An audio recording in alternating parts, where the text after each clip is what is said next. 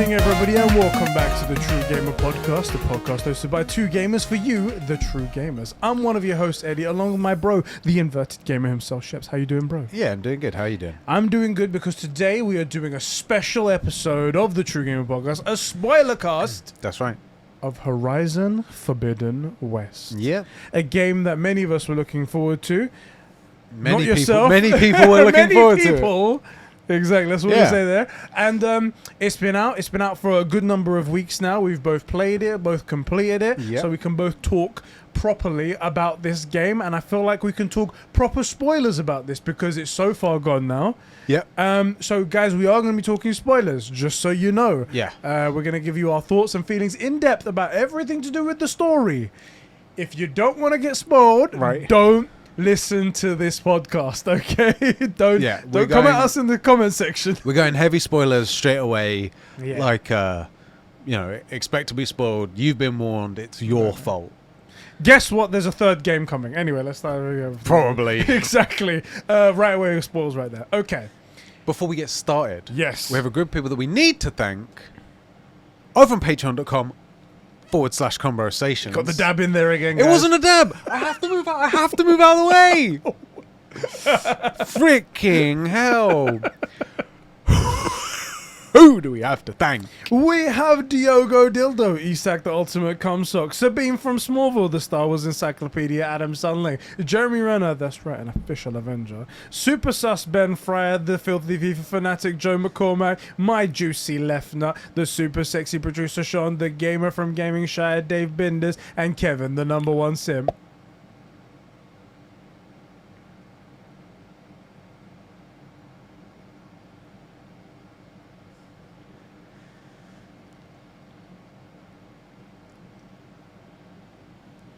Of Carrie-Anne Moss's weird shield thing that she's wearing. It was very cool and but very odd. I was like, oh, what is even going on there? But then also like her chest piece was almost like there was a inner hologram, like it was in her chest. It was very weird. Very strange. It was very weird. Of Xbox. Thank you guys so much for keeping the lights and mics on the game. It's so hard to recognize her when she's blonde. Yes. I want to hear the voice. I'm like, where are we? What are we doing? Trinity? Trinity! You need to do it with the full, like, Trinity, help! Yeah. Any poo. Bro. Yep. Give us your surface level impressions, how you felt after you put the controller down, after I forced you to play the main story and not diddy-daddle on the side with side quests. How do you feel when you put it down the other day? Well, I did a lot of side quests. Yes. So you're forcing me to do it. I did. I really worked. But Catalo needs to get his new arm. You know, my brother Catalo needs to. My man. Like, what, am I supposed to leave him with no arm? Like, come on now. But I just want to say, usually we just sort of chat about this stuff. I took this seriously. I have notes, like actual notes with bullet points to like tick off as we go through. Nice. Female protagonist shit game. Oh, there we go. Right. Done and dusted. Sorry, Sabine, you got your answer right here. It's a female protagonist, therefore, shit. I am still having trouble with this game. Yeah. I thought initially, I'm trying to really be careful about what I say so I give like an accurate representation of what I want to say. Initially, I thought like the thing about the game, it's got flawless gameplay. It absolutely does not have flawless gameplay. Spoiler alert, I don't think it does either. No. It really, really rough, especially it gets worse. We're just doing surface things? Do surface now if you want. Or if there's something you want to specifically mention but then come back to afterwards. Well, so my initial impressions were the gameplay was flawless, visuals were good and stuff, but, how good is the story, right? The gameplay is not flawless at all. It's good, but not flawless, and the story overall is very good, but so is Horizon Zero Dawn's, and Aloy is still the weak point for me. I'm gonna give it like an 8.5 out of 10. I did really enjoy it, but it is Aloy is still the stick in the mud for the story, and the game. We have to talk about it. Well, no. What's your impression of the game? So my surface level impressions are, I think I like the story a lot. Yeah, me too. I think the story is a nice 9 out of 10. I fully agreed. The story, is actually really Yeah. good, and Unexpected. very unexpected. I mean, somewhat unexpected. The twist at the end, I wasn't expecting. Yeah. I kind of called the whole thing accidentally. Not You accidentally, did. but like I called it. Fine. Very good twist, and Yeah. also it writes in why Horizon Zero Dawn happens very Yes. nicely. So it's very clean. I like that. The story is 9.5. And the It's way very they good. connected both the games, it Yeah. was very, very good the way they did that. I like that a lot. The gameplay, there was some bits where they improved upon from Horizon Zero Dawn. Yep. The combat's just gotten still really, Yeah. really nice. The machines are all really cool. They've added Sick. even more better Yeah. machines that are all awesome. The world is very nice. It's very big. The world's sick. However, there are some parts of, like, say, the traversal mechanics that are just plain awful. Oh, some of the. Do you know what's funny? Is one of my pros is traversal was really fun, and one of my cons is traversal is got garbage. Oh my god, like, when it works, it works. Really good. And then sometimes you find yourself scaling a cliff that's totally climbable because it has all the yellow Oh, lines she just on won't it. stand up. And then she At gets to the top and she's yes! like... Oh my god! Every time. And I'm like, Every bitch, time. I'm being chased down by a thunderjaw. I need you to fucking do something right now. Every time. Every I time. need you to fucking move. Every time. And then you press, like, okay, maybe I need to press jump. It And doesn't she do lets anything. go. And then you press square because you just By bottom mash it, accident, and she then you lets drop go. it. She lets go. Fuck's sake. Yes. Totally agree. Oh my god. So frustrating. And I was like, and it would totally take me out of it because, especially in those hardcore moments where you're being chased by something or you're fighting something, or you want to get the high ground because, I don't know, better vantage point or whatever it might be, or the jumping and then you get that slow down thing when you pull your bow. And I'm like, this is what I need from you right now, Yeah. and you're not doing it. Yeah. And it's not because I'm doing something wrong, it's because you're doing something Yes. wrong. Frustrated. So that part of it drags it down, and I feel Yes. like I'm at like a just crossing into an 8 out of 10 for me for this whole thing. Overall, yeah. Do you know Overall. what? I think you're probably right. I was like, man, I can't believe some of these guys are complaining about the traversal. do When you I know get what- into it, I'm like, yes. Do you know what it is?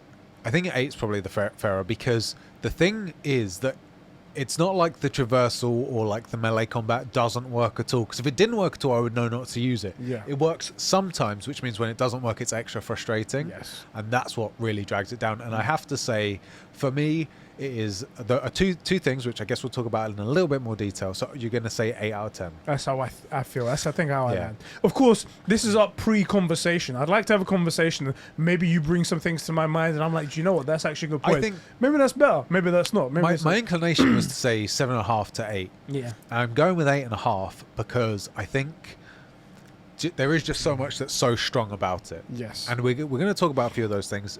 I have very similar complaints, a lot about Aloy still and her writing, and we'll get into it. Yeah. But I think 8.5 is about right. So let's get deeper in this. Let's get deeper in this.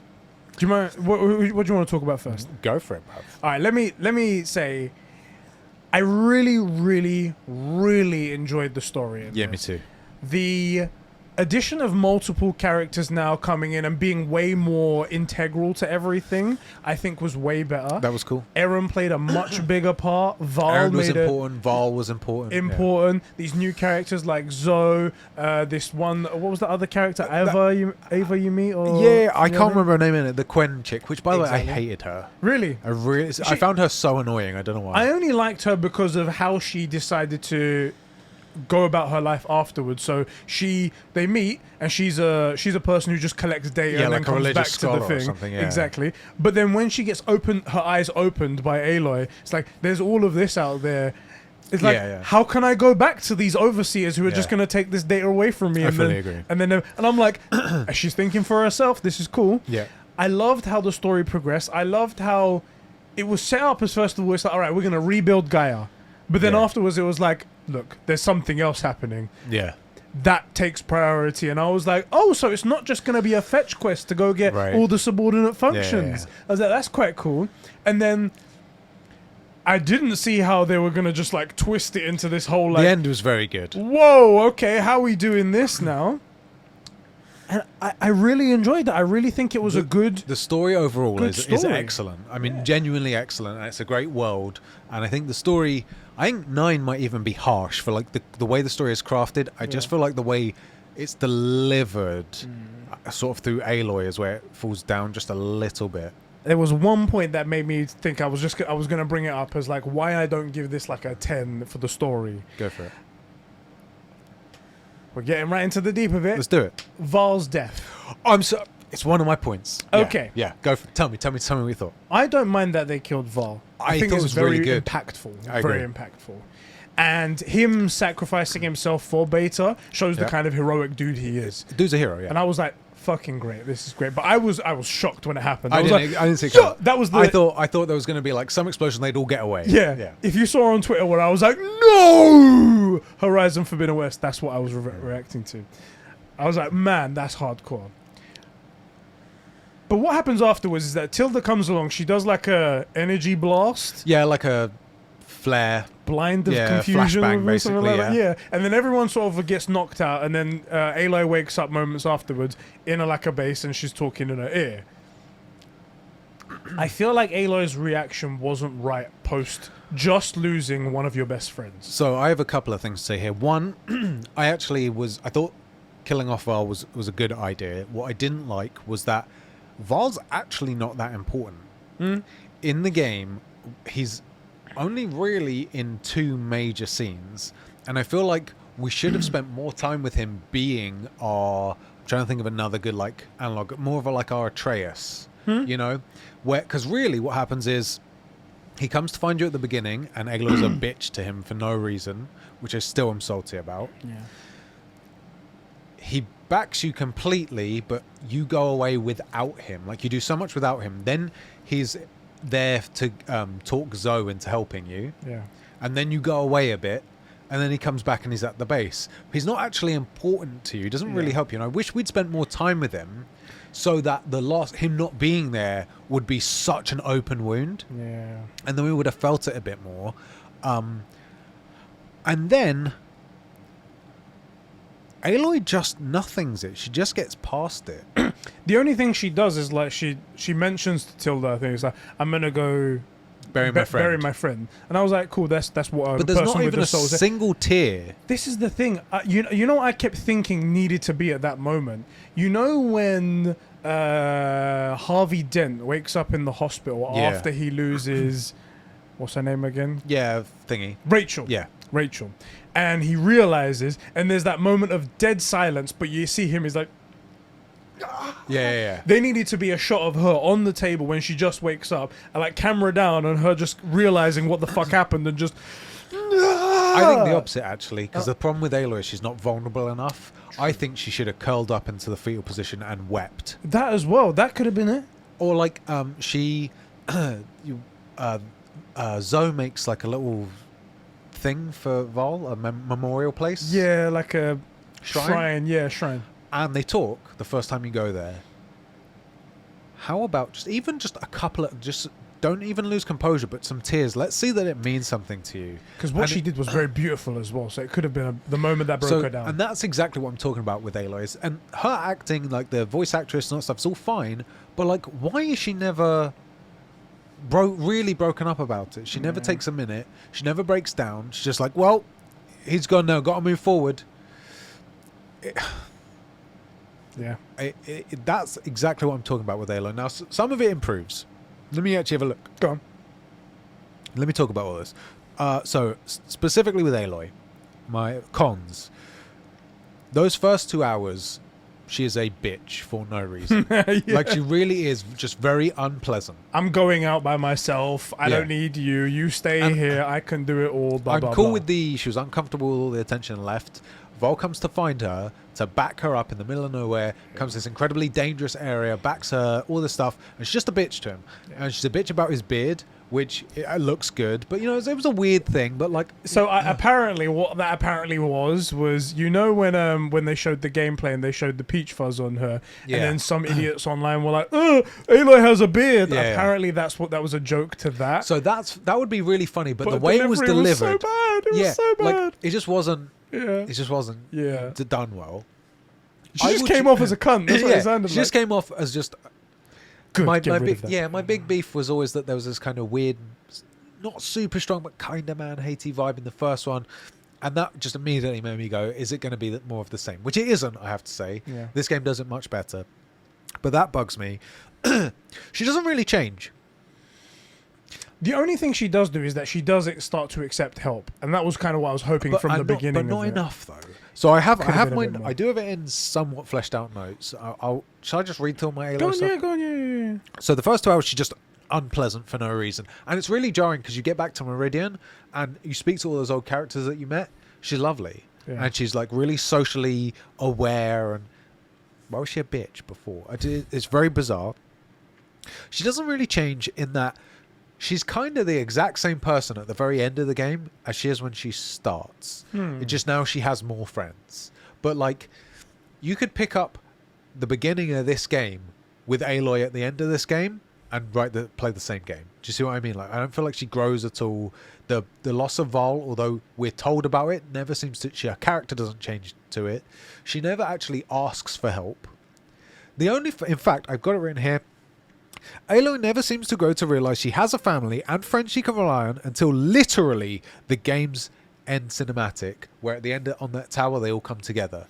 And we only realise that she has family because it's her and Beta, and Silence realises if he's just going to leave to a dead planet, there's no point going somewhere where there's nobody. There's a family here. Aloy never actually comes to grips with it. She never actually asks for help. She never gathers all of her friends and says, guys, this is too big. I can't do it. I need you. And she's fully expecting them to say no, and they all back her. That's what we needed, and she doesn't do it. That would have been good. Now, the pros, because Aloy did change from the first game. Right. Not a lot. But all I asked for, that I set the bar, and I know everybody says, oh, Ships hates Resident Evil. I want to love that game. I set the bar so incredibly low for Aloy, and I say she passed it based on the low bar that I said, which was any growth at all. She does stress out only once about the size of the task in front of her. Just once, and only to Gaia.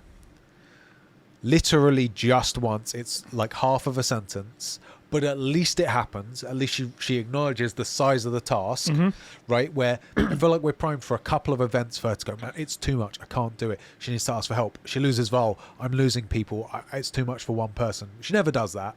But she does say to Gaia, like, I don't know how I'm going to do it. It's so much for one person. Maybe Elizabeth could have done it, but I can't. And you know, I was saying about like she needs to come out of a forest and go, man, these views, I didn't know there's so much green in the whole universe, you know, that sort of thing. She does at 2 times in the game. When you're at really high places, she encourages you to glide down for the view. Which is enough for me based on the low bar that I set to say, okay, she is human. But I have real problems with the fact that she never actually asks for help. She never actually... We're told that she values people and she does stuff for them, but we never really experience her, like in the cinematics, valuing them and care. Do you know what I mean? I agree with you on that. The people, because I thought, so it happened to work out that way, that she needed all these people to work with her in the end, but she doesn't explicitly ask for help. Right. Which, don't get me wrong, like some people see that as like, well, that makes her seem weak. No, that makes you seem vulnerable, and that's like a human trait. Yeah, like I think they were. It's a human trait of like a hero as well, like asking for help, camaraderie, being together. It's all part of it. I think what they're trying to go for is that she's such an incredible leader that she doesn't even have to ask, but that makes her not human. Yeah, and that is sort of my problem. And the worst thing is there's some really I feel like I'm always trying to get a dating simulator out of these games. But like, I really feel like it would have made a lot of sense to open up Varl, Zoe, and Katalo for romances, and maybe the other chick as well. But it would have changed the game just a little bit. Where if you romanced Varl or Zoe, obviously she can't be pregnant. Yeah. And then it sort of changes, like, also would change what Varl's loss means to you, right? And how maybe it would change, not a lot, not significantly, but like if you were to romance nobody or romance Katalo, then it turns out that they get together, right? Yeah. And it would we have a few options for like what we're going to do in text. As far as I can tell, other than Regala, there is no change in the game whatsoever. No, so that I think is the only choice you can make. Yeah. And everything else is just the line she chooses to say, and you get the same result. Yeah. What did you choose with Regala?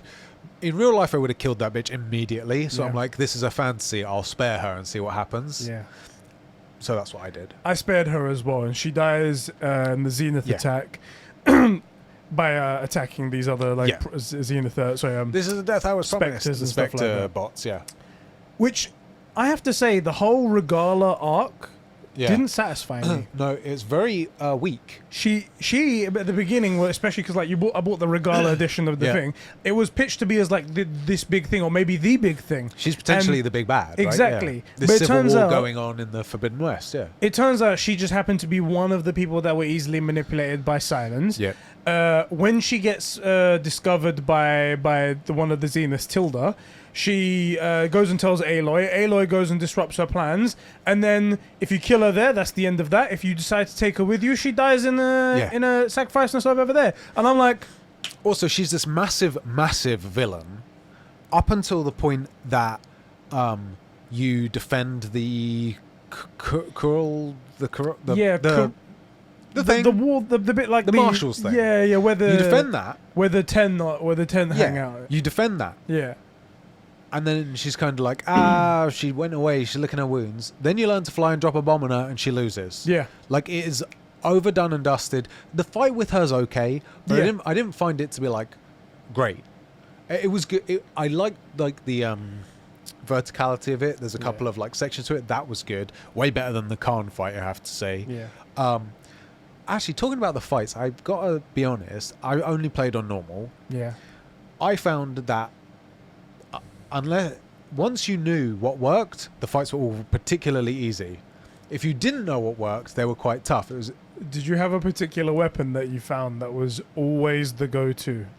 shit. No, sometimes So I found the weapon. the spears were really my thing. Easily OP. I think I did a side quest, and it gave me a legendary advanced explosive spear. Yeah, And I got every that now one and too. again, I'd be like, okay, I'm going to scan this machine. Oh, what's it weak to? Acid. All right, let me see if I can pop it with some acid. Yeah, And you then- hit with acid, and then I you hit some- that. Well, at first I'd be like, all right, let me now do some spears in the weak spot, and it's slowly going down. But then I'm like, why am I playing? Why am I playing? Pull out the explosive spear, 2 of them, done. And I'm like, this is so OP. Yeah. And I had it for the fight for Regala, and I started off doing bits. I'm like, let me get some headshots. It barely does anything. No problem. Maybe 5 spears from the explosive tip. Yeah, the spears are finished. good. And I'm like, this is I so will OP. say- I will say though, all of the weapons are actually pretty good. Yeah. I actually tell a lie. I didn't like the you know there was a fast shooting thing that would have like 3 different types of bows. I forget what it's called. Like The short bow or something. Shrapnel or something, a scrap or something. It's something. The scrap is a different thing. Oh, is Scrapper throws those discs that come back to you. Oh yeah, he like throws it and you have to catch it back, which was quite fun for one of the challenges. It was quite cool. But there's it's like a short bow or warrior bow, and it just fires really quickly. The little dots go like tick, tick, tick, tick, tick around, and then it throws them out like that. Is that right? I don't know. I think I know. Anyway, I didn't find that. I have to say as well, I found the wheel really clunky to use bizarrely, and I ended up changing my slowdown time. I increased the time because I was constantly selecting my thing, coming back to the game, and I didn't have my acid arrow. I had a different arrow.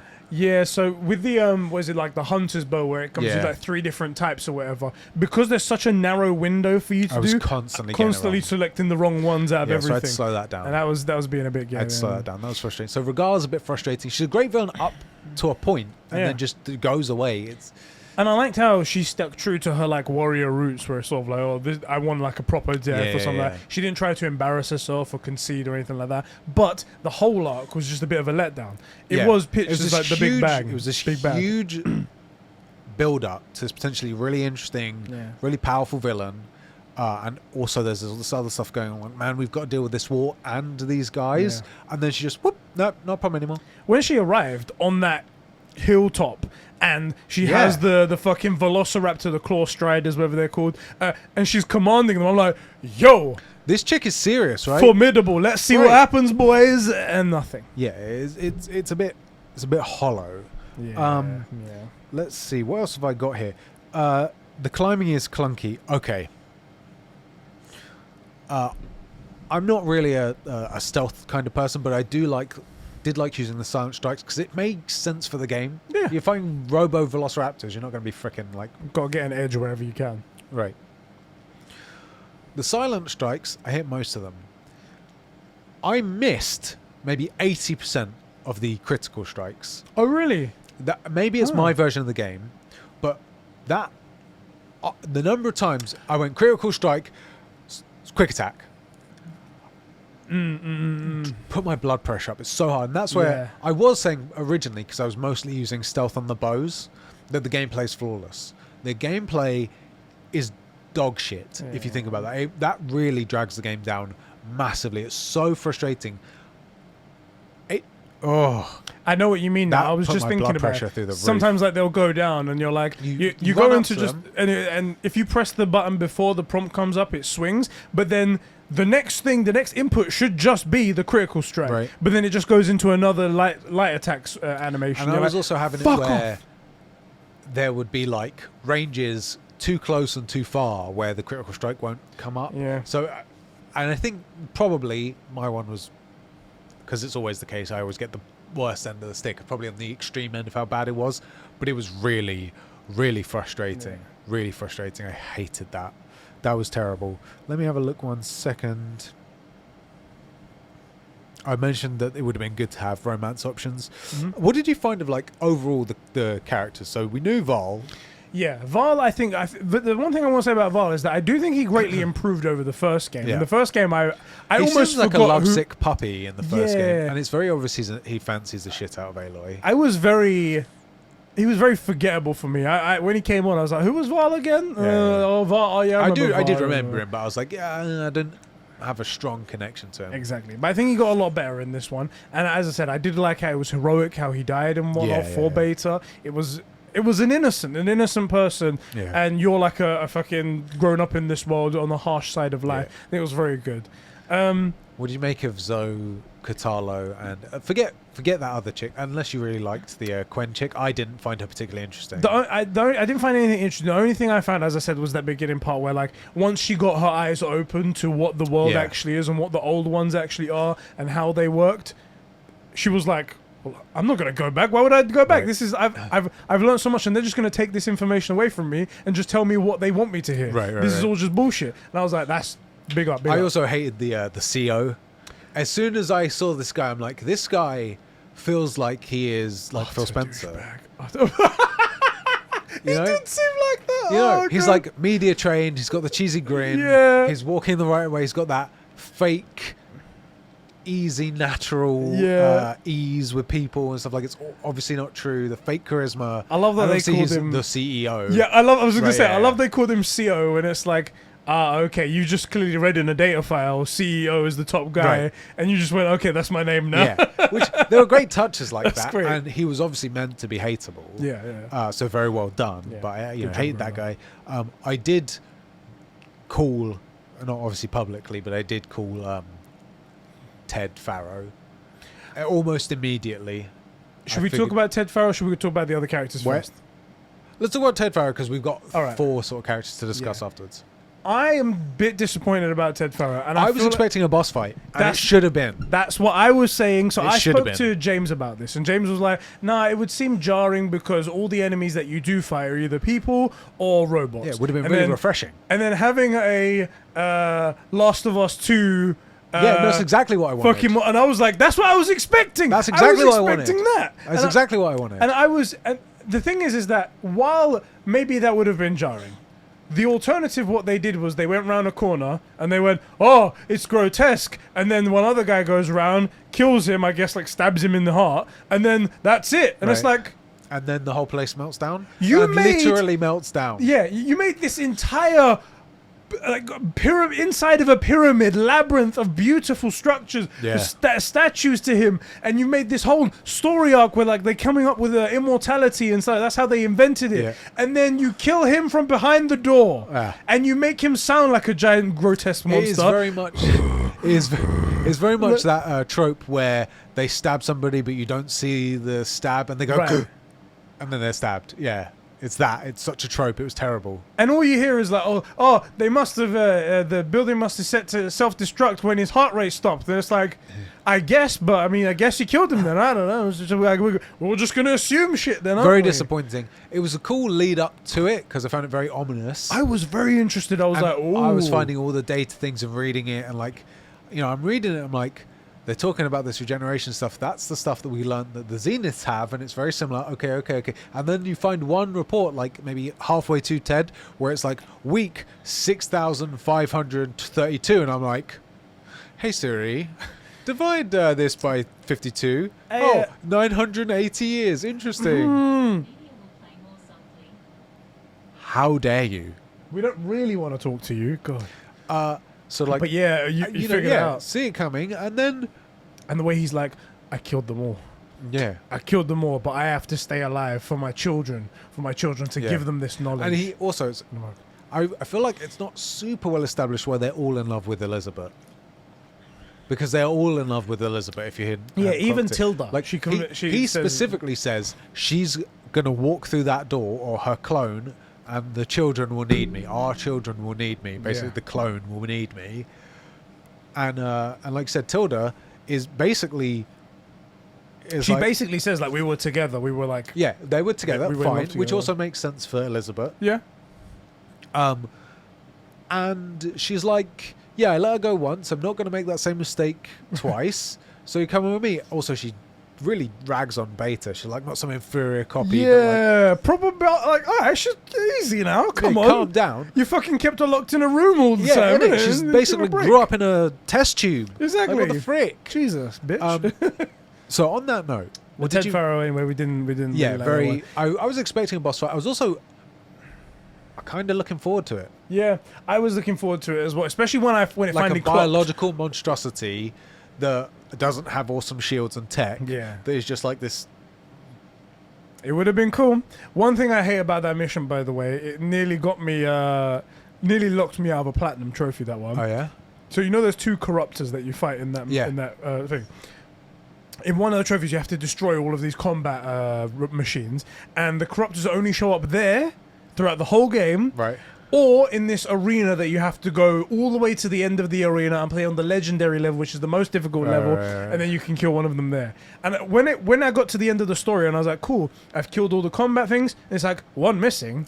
Did you kill it, or did you somehow? It just didn't register. I was shooting it, and I think because that Ava chick was next to She me, got the kill. She got the last shot, and I was like, motherfucker, I swear to Jesus, if I'm locked out of this platinum, I would have given this a 0 out of 10. Yeah. This would have been a 0 out of 10 game for me if I And it hadn't would have locked out deserved it. So that almost costed me there. Almost costed me. All right, so that's the Ted Faro Yeah, thing. so wrapped side up. characters: Varl. No, we already spoke about Varl. Zoe, Katalo, and Beta. What did you think? Zoe, I thought was alright. She wasn't as fleshed out, although there was some couple of side missions. Did you do the one where you went to go save the land gods? Obviously. All right, Who are you talking to? The side mission king over here. I played that one and I liked it because it showed more that she does actually believe this stuff, even despite seeing all the stuff that she's seen from the focus that she's got now. This is exactly how I like to experience characters. Yeah. Where I keep trying to think of an example, but for a lot of it, we're just told. For a lot of characters, you're told this person's a hero, this person's really good, right? With Zoe, for each of the land gods, she goes, "Oh yeah, Far or whatever. We celebrate the harvest. I remember I got so drunk on this thing, and I kissed him. He wasn't expecting it. I was so embarrassed." And we learn about her, right? And then this other one, like, the summer festival. It's always my favorite time of year. The purple flowers grow in the meadow where I grew up. Stuff like that. That's exactly how I want to. Really, really It's good. like memories. You're like, man, I know. I'm getting to know her. Yeah. And also it was cool because it was all. I thought I loved actually that mission because she was kind of saying goodbye to them, because at this point she is fully aware that they are not gods. Yeah. Right. Like her whole religion, her whole view of the world has changed. Yeah. And she's, by getting them all ready and getting everything back on track, she's saving her tribe and also coming to terms with the fact that she just killed God in a weird way, right? Like, these gods don't exist, they're just machines, but they're needed for the network. And she's kind of reliving those memories when the world was small and life was easy. Yeah. You know, there was plenty of food and the land gods did what they were supposed to do, and she knew her place in the world. And now the world's so big, and she just remembers these little human moments, and that's exactly what we needed from Aloy. That's what I've been asking for from Aloy. Yeah. What about Katalo? Katala was very, very cool. I liked him a lot. I think he's my favorite. I think he might be my favorite as well. His whole arc of like, okay, he was a part of the Bulwark, right? He was the one of the marshals. Sky Clan. That was the it. Sky Clan marshal. One of the Sky Clan, and then he came over to these guys where Hikaru is, and their army of the 10 and whatnot. Yeah. They're following and whatnot. And he becomes a marshal. He does lose his arm at one point in the embassy battle At the that we beginning, do. yeah. But he doesn't really let that get him down, even though a maimed marshal, he says, is regarded as like nothing. They like push you to the side and no one respects you. He's basically said, he says to Aloy, and so does Hikaru, that like no one's going to respect him anymore. Yeah. Mainly the idea is that he can't fight anywhere near what he used to be able to do. And the hierarchy is based on how strong you are. Yeah. Ultimately, actually I liked how human they made the Tenakth. They're just another tribe, just like anyone else, except that at the top for their power structures, anyone can choose to challenge someone to the death, and then if you win, you get power, right? Yeah. So that's why they're warlike. Otherwise, they're just normal people with different paintwork, which I really like because, like, at the beginning of Zero Dawn, the Karja are this big bad evil force. Yeah. And then by the end, once the Mad Sun King or whatever is gone, they're just people. They're just another tribe. Yeah. And then now you're on Team Karja, and look, here's this evil, villainous force, the Tenakth, and then you go into their lands, and they're just people. But look, here's this evil, villainous force, the Regala and her rebels, and then you get there, and like, look, they're just humans. You know, it's just they're just people. It's just people. So that's really well done. I liked how he was quite intelligent, actually. He was very wasn't. intelligent. He wasn't.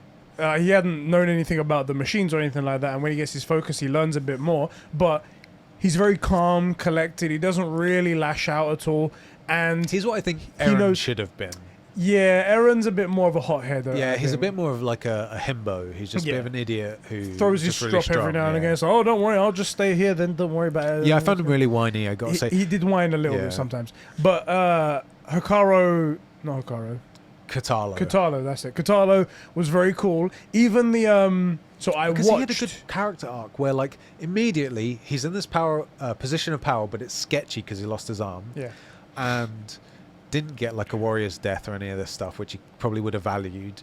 And here's this girl who's just sort of like in the way, and he doesn't want to be helping her, and he's in this horrible position, and he really doesn't like her. She can't do it, and then she starts delivering, and well, okay, I was wrong about that. Yeah. And actually, this is a bad idea. Does it? It's a good idea. Oh, okay, well, and then he starts to go like, you know what? When you say a thing, you do it. Yeah.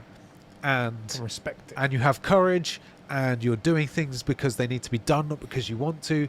And like, Aloy earns his respect, and he changes based on that. He changes his feelings towards her. He hasn't really changed, and it's just cool to see. That's what makes his arc so good, I think, because Zoe just accepts her, which is fine. But like, I feel like we earn Katalo's friendship and companionship, and like he's a warrior who was ordered to help, but now is here. It makes sense when he asks Hikaru to leave and to join Aloy, right?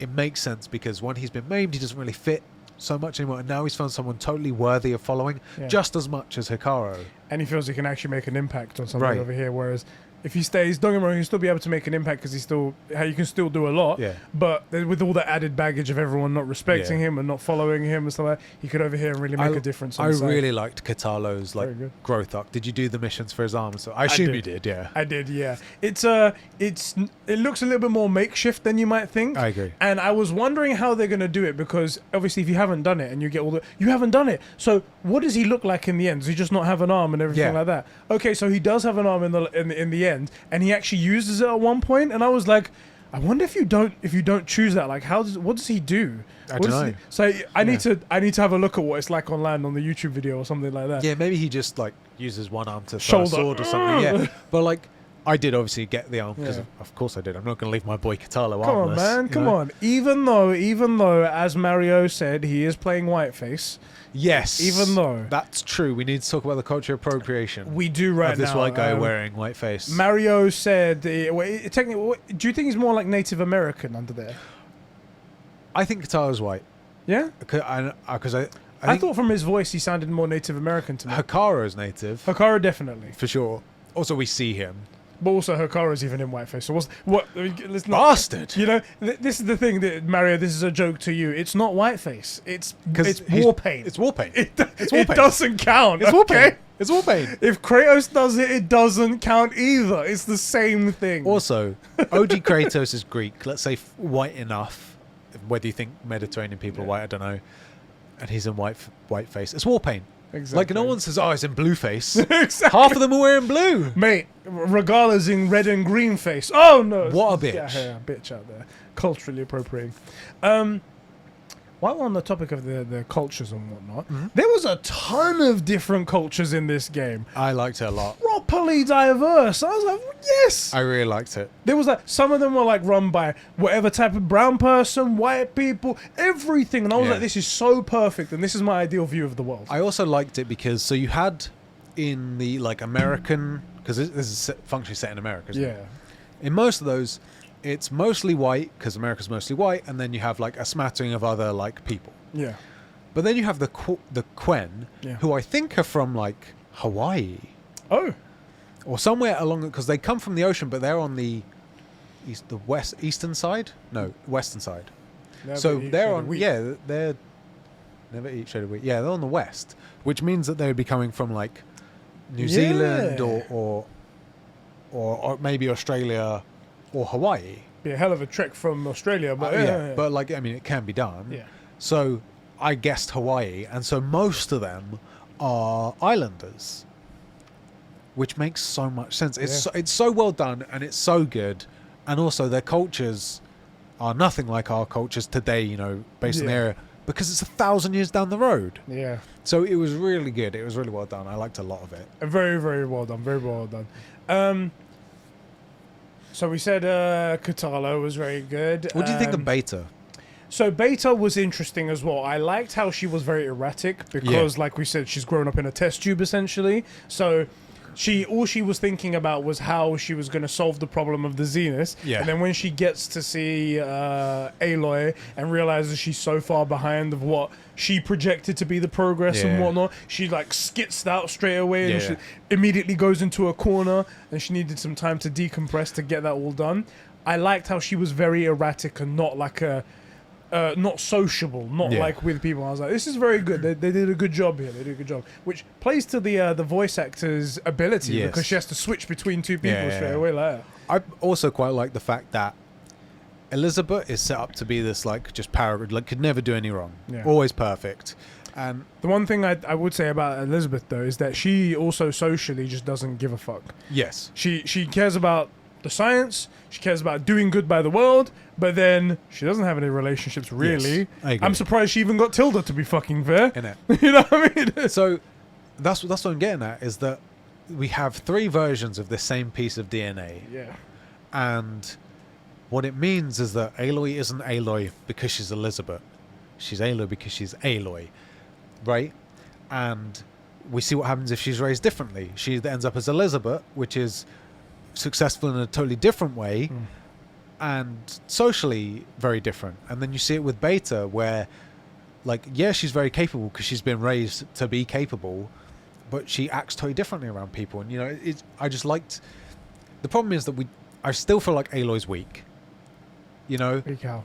in the sense that like just she doesn't grow very much. She never addresses that this problem she has to solve is too big for one person, that she's stressed, she doesn't know what the next move is. What'd she do now without Varl? Well, let me ask you this, because there was one moment in this whole like Beta conversation that I thought was outstanding. Yeah, go on. So Beta actually directly asked that question. And it's like, we are from the both DNA. We've both This is grown one of my up- favorite scenes in the whole movie, and Uh-huh. it completely eradicated my bias. Where I was, you know, I've made it clear that I did feel that Horizon Zero Dawn had this anti-male thing in it. Yeah. Not massively, but it was always there. And this one scene completely cured me of that real It was deep good. wound. It was so perfect. So she directly asked, it's like, we're both from the same DNA. We've both grown up alone, without like a brother or Outcasts and sister stuff, or yeah, mother yeah. or something, outcast. Why are we so different? What makes us so different? Basically, why are you so much better than me? Exactly. Yeah. And then she just goes, because of him. Rost appears. So good. And I'm like, oh! it's so good. My heart. oh, it's That like really he hurt. taught me everything. He didn't listen. That hurt so good. I was like, oh It god. was because of him, and that's exactly the sort of thing that I felt was missing from Zero Dawn, and it's exactly the sort of thing that fleshes her out. And all I needed, because she has that, she encourages you to enjoy the gorgeous view from these 2 times when you're really up high, and she does stress out once that the problem is so large. Yeah. I needed her maybe once or twice in moments where she's failed, her going like, I can't do it. I'm just one person. I'm not Elizabeth. I don't know what I'm doing, right? Or like, I need help. She needs to ask for help. She needs to be overwhelmed a little bit. And I really wanted her, when she woke up in Tilda's place, to like freak out a little bit, remember what happened, and then just curl up and cry. Yeah, that would have been, I think, the bit that sealed the deal and been like, okay, she's actually truly grown, and that we're showing a lot more here. Right, show that she feels the loss, because she's it kind of feels like she lost a chess piece without any real emotion. Like, she has a couple of emotional comments, and I went back to sit with Varl a few times, and those are nice, but without that moment where she breaks down and gets it all out, I just don't believe it. And I don't think that would have made her look weak. Yeah. At all. Being emotional for someone that you love doesn't make you weak. There's good reasons to cry. That was a great reason to cry, and she doesn't. But that really was a really good and moment. those are things that changed my mind really on Aloy, which is, she's still weak, she needs more work, but like encouraging you to take the view, at least once admitting that she's scared basically about how big this task is, even though it goes away within seconds and it never comes back. But that scene is the crowning achievement. That moment where she sits down and just looks at Rost was so good, and it was so touching. And I actually wanted to ask you about it because you're a dad now and you have a daughter. Do you think that moment would have hit you as hard if you didn't have Ayla? Ayla. Oh my god. I think it did hit me harder. I honestly, like I said, I was interested because she was like skitzing out and stuff like that. Yeah. And I didn't see her because while you have your strong views on Aloy, there's a bunch of them that I see totally reasonably, and I'm like, you know what?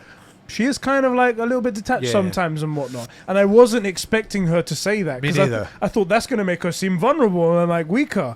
But it was so good. And it just came out and I was like, oh my God. It makes Aloy look so much stronger because she can accept that she was loved, you know, and had someone to look forward to. But that's another thing. So like, one of my beefs about Aloy is at some point she just decides Beta's my sister. Yeah. It never really comes to that point. She argues with Beta. They don't see eye to eye because Beta's kind of whiny. She's kind of a beta. She even says to Gaia, it's like, I don't know if I'm going to be able to deal with her, you know? Right. It's like, we've got a job to do. And like, I can't fucking handle her. Right. I can't deal with this constant negativity, and she's always pessimistic and stuff. And then she's like, I got to get my sister. It just comes out of nowhere, and I feel like it wouldn't have taken too much to flesh it out just a little bit where like that growth makes more sense, you know? It's little things like that bug me, but I gotta say, she's so much better overall. And if it wasn't for that Rost scene, I might not like it as much, but that Rost seems so good. Yeah. So good. So I do enjoy Aloy, and my beef has always been that she's such a great character, she just needs fleshing out. So it's not like, oh, you hate Aloy. No, like, I hate that she's been done dirty and doesn't grow enough. I don't really feel like Aloy's changed all that much from Mission 1, Horizon Zero Dawn to the end of this. She has a little bit, but just not remarkably. Like, if you gave someone Horizon Zero Dawn and they played it for 5 hours, and then you give them Aloy from like the last sort of 5 hours of the quests, they're going to recognize this person immediately. They're not going to say, "Oh, she's changed so much." It's not a drastic change by any means. But she has been through things that should have changed her drastically. I would say. So that's really my complaint. Tilda. How did you feel about Tilda? Well, I immediately knew she was lying. Immediately, of course. Of course. This is the funny thing. So I had that same suspicion as well. I was like, first of all, bitch, you're standing there in front of me with an impenetrable shield. Yeah. That doesn't show you're trying to be my friend. That shows me you're trying to protect yourself in case shit goes sideways. Right. I was like, but then she just kept on saying all the right things, and I'm like, is she supposed to be on our side? And then it continued to go down, and I was like, so she is? I was climbing up after you fight, not Gerard, who's the Eric. You fight the guy At the bottom of the elevator shaft. Yeah, the guy that killed Varl. You fight I him. think it might have been Gerard. I think it's Eric. Anyway, you fight that guy, and I'm climbing up and talking to Tilda, and I'm like, "You're saying all the right things, and you've had 1,000 years of media training, basically. Like, I don't believe you for a minute. You haven't put a foot wrong, and a human being would put a foot wrong. You know, you'd say something and go, you know what? I didn't really mean to say it that way. You know." So I didn't trust her one bit. Let me find these. So I think it's Eric. Eric Vesser. Let's see if we get a picture of him. Yeah, it's Eric. Okay, yeah. What do you think of the fight with Eric? Dog shit. I actually didn't like it. What was really dumb about this is that, first of all, so he's there in the beginning. You fight him one time when you first see Beta. Yeah. And he whoops your ass because he's a fucking alien. He's invincible, basically a fucking alien from 1,000 years. Yeah. He then kills Varl. Yeah. With no sort of like, there's no what's the thing? Pushback at all. Like, he just blasts straight through, stabs him, done, nothing like that. And it comes to this big fight, and you're like, I'm gonna kill you now. Couple of explosive arrows, couple of them, done. Oh yeah, the javelins destroy this guy. It wasn't like on an open airport, sorry, a heliport carrier or something like that. Like a big open space. He died at the bottom of an elevator shaft by a couple of explosive arrows, and I was like, all right. The fight itself is a bit odd. You can either sort of choose to take it out in the open, which is probably a mistake, or you can bring him inside, which you have to be better at dodging his attacks, but then he's easier to hit, so that's the way to do it, I thought. Like the first time I fought him, I was like, how are you going to get this guy? I changed weapons, and I just mullered him the next time. It wasn't even close. And then... you talk about the ending bit, like who kills him? What about it? I like that it was Zoe that killed him in the end. I was like, that's very. And she says exactly what he said. Exactly. But like, it's one of those things where I think it should have been. I think Aloy should have been a little bit more cold-blooded here. I think she should have had. I loved what Zoe did, which goes, now we're having fun, and shanks him, right? And then I thought. Because again, I think Varl should have been much more important to her than it seems that he is from like her reactions. Yeah. That she should have grabbed him and slit his throat and watched him die. And I'm not even joking. Shit. I'm not even joking. So like Zoe gets to kill him, but so does she. Yeah. And I really felt that we should have immediately at that point known that you really want Aloy as a friend. And if you take a friend away from Aloy, she's going to watch you die. And I really wanted her to do that, and she just sort of lets Zoe. She's kind of really passive in this moment. That might be a bit hardcore, but I wanted to see something like that. Hardcore as fuck. That's hardcore. What about the final fight? So I have to be honest, I didn't see Tilda being the final boss fight. Yeah, I didn't. I said I didn't know. I didn't know she was going to be bad necessarily until we got to the Zenith colony, and I was colony. Yeah, and I was like. Okay, you hit Nemesis, you're like, something's up. Something's up. So the fight again, it didn't go too bad for me because I had the OP weapon, so I could just destroy her. And by then, obviously, I'd been playing the game for ages, and I was very combat efficient. Yeah. And she wasn't that hard, to be honest, to beat. So no, she wasn't. It's because she was so easy to hit. Yeah, such a huge fucking thing, isn't it? She moved very fast when she attacked you, but all you had to do was dodge. But the Spectre Prime thing wasn't that much of a. It was kind of cool. Yeah. It was cool looking. I got me honest. I was like, Spectre, she's gonna be a big Spectre. It was cool that she went into the mech. Yeah. But like, she did the Iron Man 1 Tony. Right. She did totally. But also, what is it's a very weird abusive thing where she's like, I love you, or I loved a version of you that existed 1,000 years ago that you remind me of. Yeah. So I'm going to potentially kill you so I can have you with this giant robot? Because you are just a 20-year-old girl who weighs like... you? Yeah, like she weighs like 60 kilos max. You know, I'll reanimate your brain? What do I do? So it's odd. Yeah. But... what did you... So I say, is there any more characters we need to cover? Yes, Silence. Silence, okay. All right. I actually had a change of heart with Silence. Do you want to go first on this one? No, I want to hear a change of heart. Okay, so I didn't particularly like Silence at the end of Horizon Zero Dawn. I think it was okay, and the switch to make him sort of like the bad guy, like he was bad all along. He wanted to free Hades so he can grab him and do something afterwards. Oh, I wonder what he's going to do in the next game.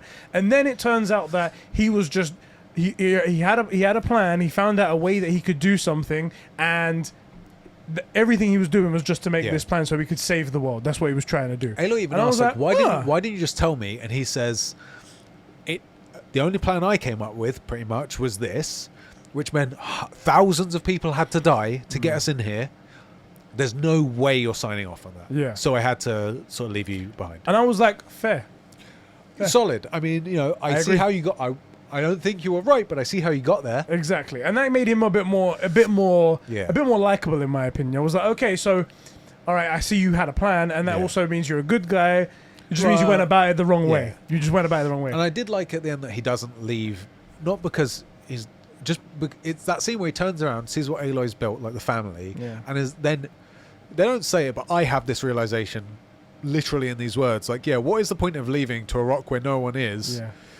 To die there alone, at least if you're going to die, you could be around family and people, or like hookers and booze. Exactly. Something, right? They have those here. Right? But there won't be any of that. You'll just have a cool spaceship and no one to show it off to. Exactly. So, I liked Silence. However, I do want to ask something that I feel like hasn't been asked. Everyone else is just a human. And they have body armor made from like machines and stuff like that. The glowy shit in his arms. Why does he have glowy veins that extrude from his arms and chin and head, and no one fucking says anything? I told you it's a T-800, bruv. They all are. So is Aloy. It is odd. I think that... They never reference it, and it doesn't make him stronger. No. It doesn't do anything. And you'd think Aloy would be like, yo, Silence, what's up with this? And I think it's just a personal choice, in it, where he's super into the tech, and it's sort of like, if Cyberpunk was a real thing, like, do you want the brain chip in your head or to be on your head so people can see what chip you've got? Oh, he's got the M1 chip. I think it's that kind of thing. I was just so... I was like, maybe they're going to explain it in this, and it doesn't... No one ever says anything! Also, I got to say, I think it's because he's like the secret twist big bad in the first game. Yeah. Kind of almost in a weird way.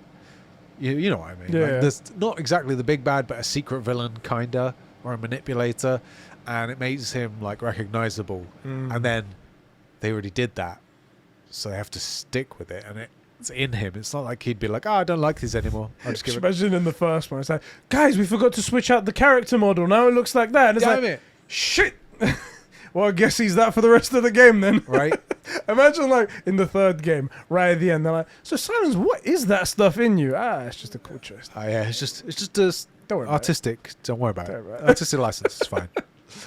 So yeah, Silence, I did like that he changed a little bit in this. He came over to the good side, even though like he was kind of forced into it. I suspect he'll be making cunning plans of his own in the next game, and I expect there to be a next game. That'll be interesting because his character is still him, right? And if he has the opportunity to do what he thinks is the right choice, then he'll do that. Yeah.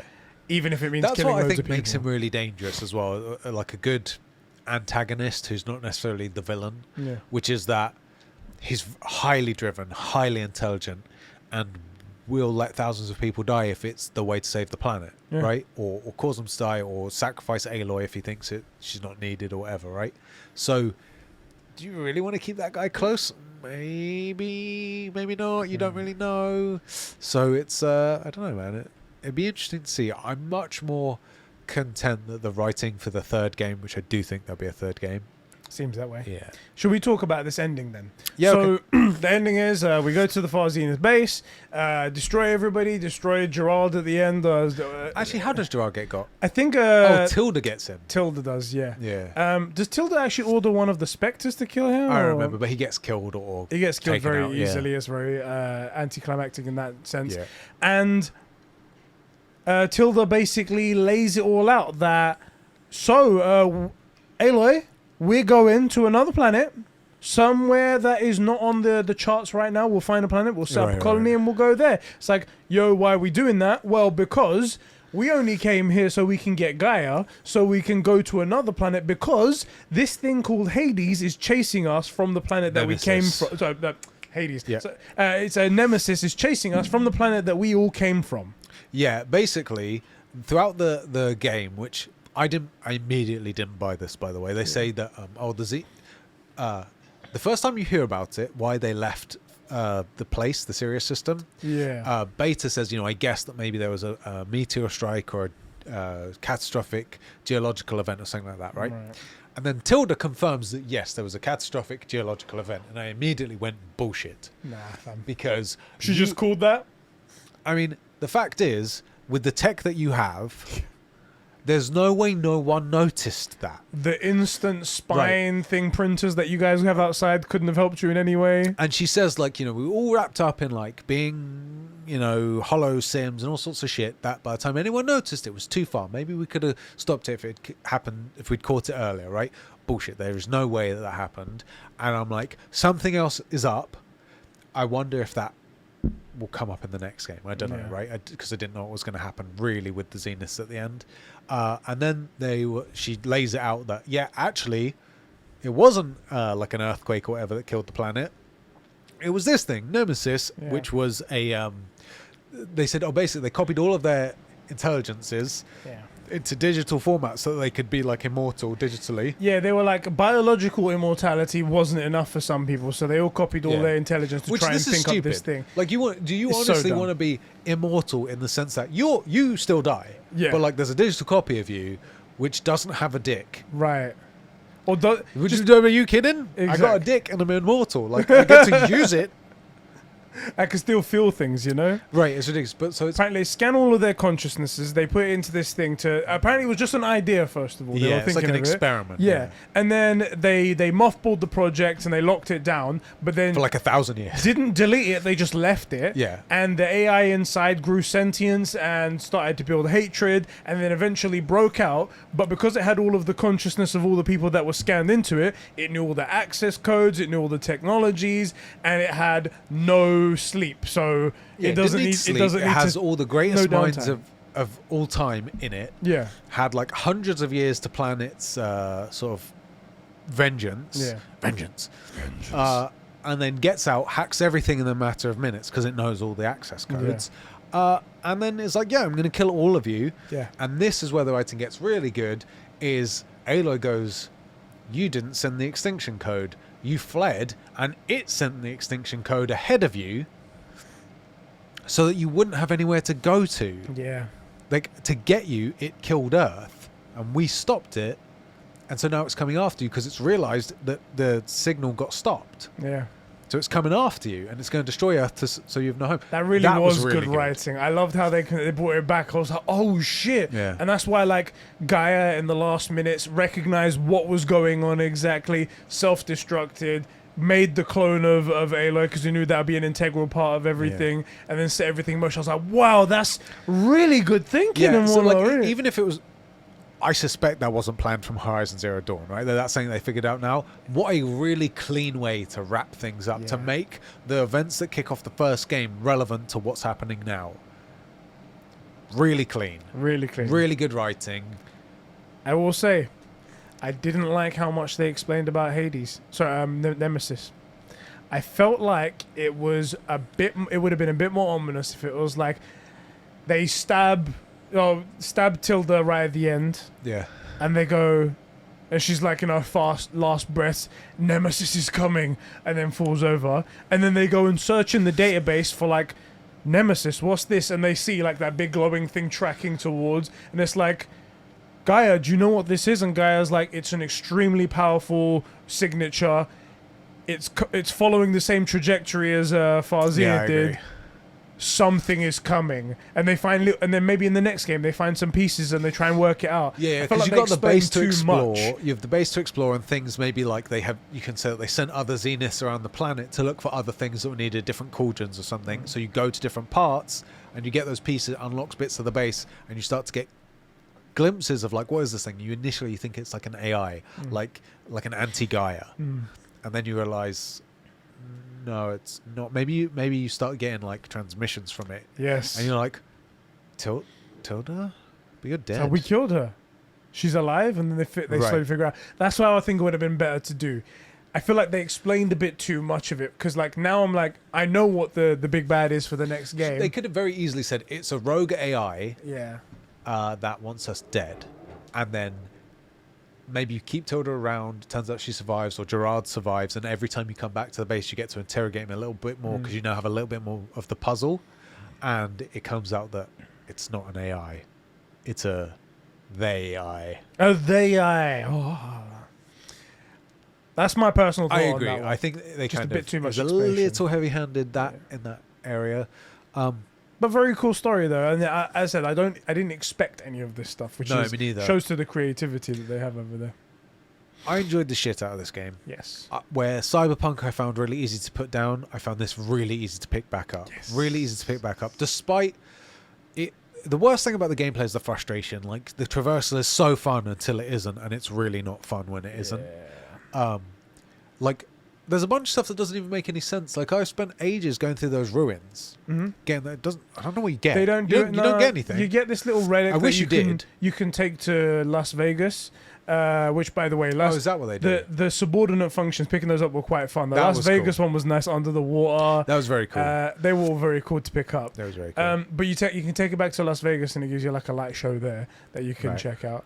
I One wish thing it was more like code for the old world, or like maybe a bit like bits of old databases that would have been in Apollo, and you find it and you come back and like, oh hey, this tells you how to like use irrigation on farming, and then I'll give this to the Utaru, and that'll help. And then, I mean, it's asking a bit much to have like a countdown for you having to finish the game, because like the world's going to implode if you don't get everything back to Gaia. Yeah. But like maybe if there was something where like, oh, you found this relic, give it to the Utaru. Oh, you gained. expanded a bit Yeah. more. The tall necks, Yes, they greatly improved in this one. massively. Before they were just like the tall necks there, jump up its leg, and there Just you climb go. it. But in this, there's a bit more to them. Some of them, like, you couldn't access from any point. Some of them you had to slow down in order to get to. One of them you had to go into a cauldron to actually repair to bring him out. And I was like, hey! I haven't found that guy yet. Oh, yeah, he's really... Sick. That one was Which cool. cauldron is it? There's two, actually, that you need to get out of a cauldron. I can't I remember haven't what their found name those. is. But there's one of them that's really awesome. I guess are those just two? Maybe there's two cauldrons I haven't done. Do I just need to go to do those? Yeah, that's all it is. See, this is the thing. I finished the game. I'm gonna go. I normally don't go back to games unless it's DLC, but I will do that because I want to see it. I saw a lot of it because I had to platinum this, obviously. Yeah. No big deal. I'm just a true gamer over here. One of the tall necks that come out of the cauldron, and it's the most beautiful X you've ever seen. It like rises up, opens up, and there's like a beautiful sunset on on the top of the mountain. You're like, oh, So awesome. Two things on this. One, I just changed my mind about Aloy calling Beta her sister, because it happens after she gives her the Sunstrider thing, or the flight thing. Yeah. She says she gives her a gift, so I've changed my mind. That is good writing. That's better. That's more towards Aloy being more human. I like it. I just realized, I just remembered that, because that's a very cute, like, tender moment, and it allows you to get to this tall neck that you need. And two, just like you said, the visuals are so stunning. I honestly didn't think I would find a game as pretty as Ghost of Tsushima, Yeah. but this one does, and in a totally different way. And I like the aesthetic more, I've got to be honest. It's gorgeous. Yeah.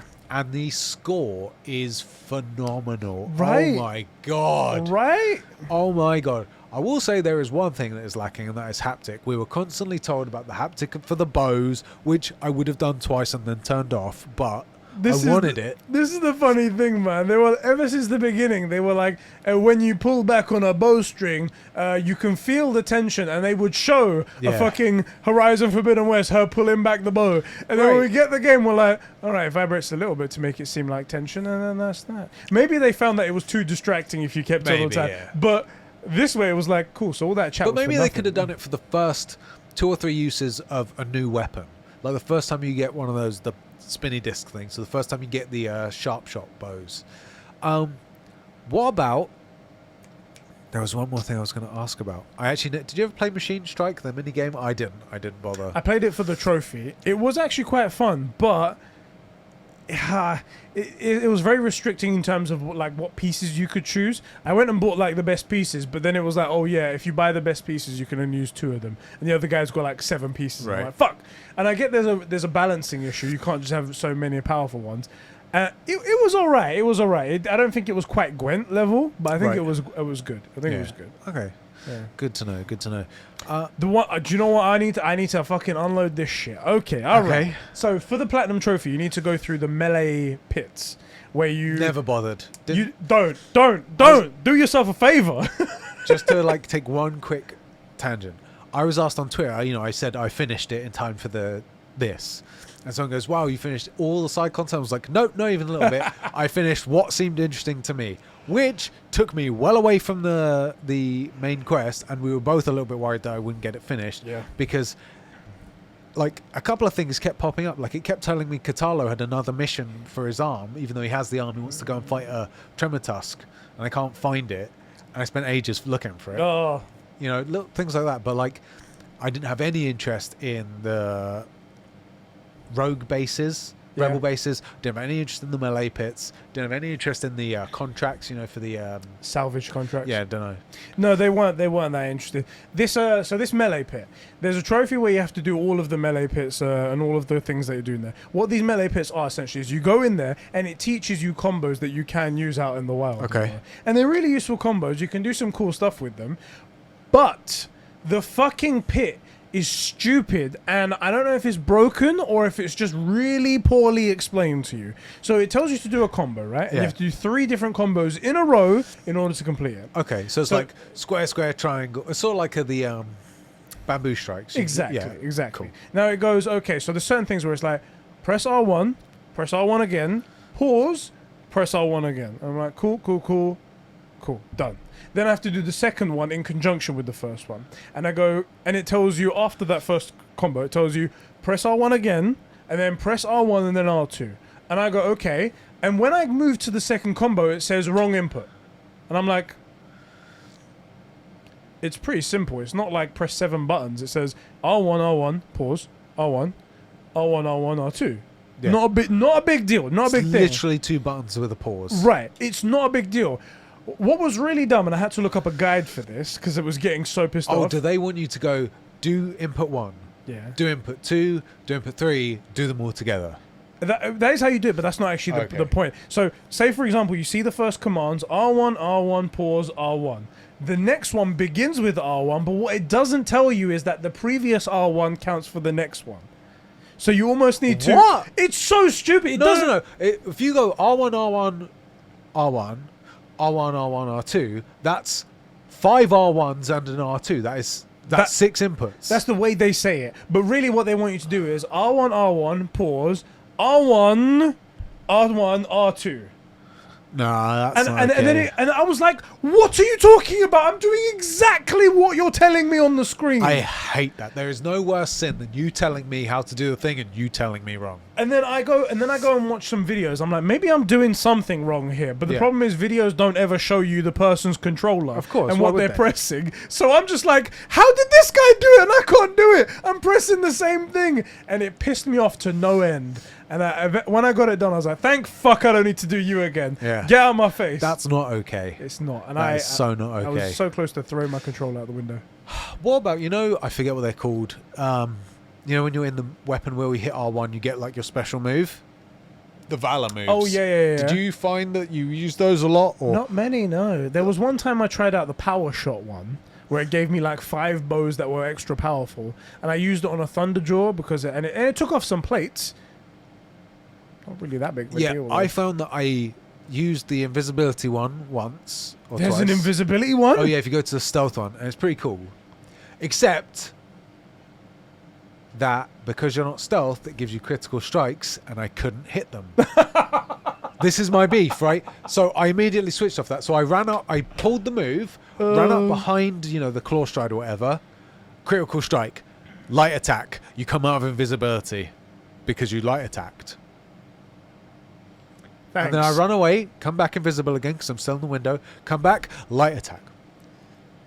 Dear God! Next one, I went straight to the first one in the bow thing, and I just maxed that out and used that all the time. There you go. And when I say all the time, I think I used it.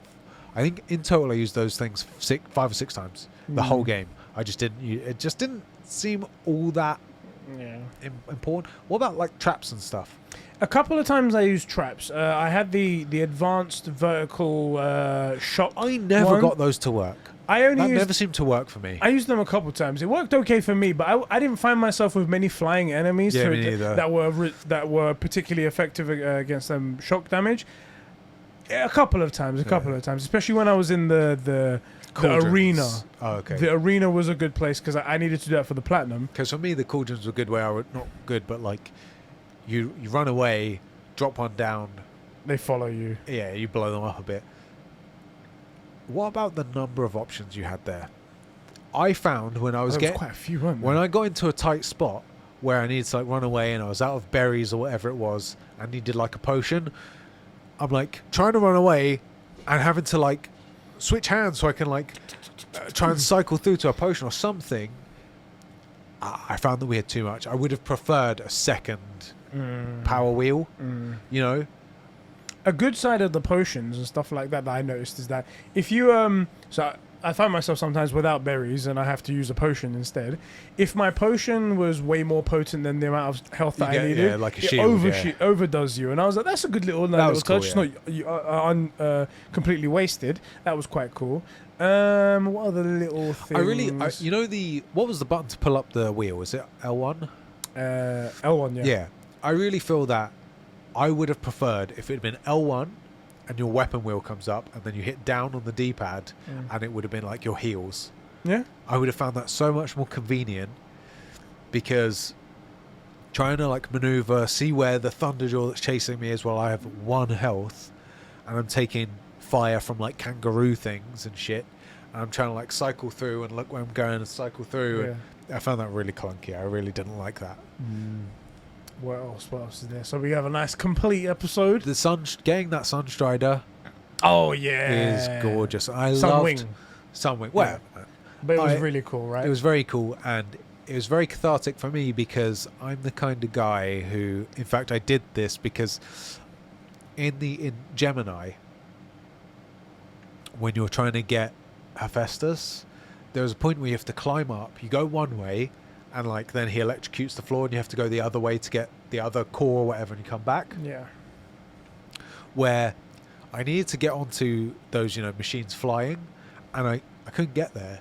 And there was a bit you had to climb up to, and I couldn't figure out how to get up there. And I ended up just cheesing the game and finding bits that she could get onto to get up there.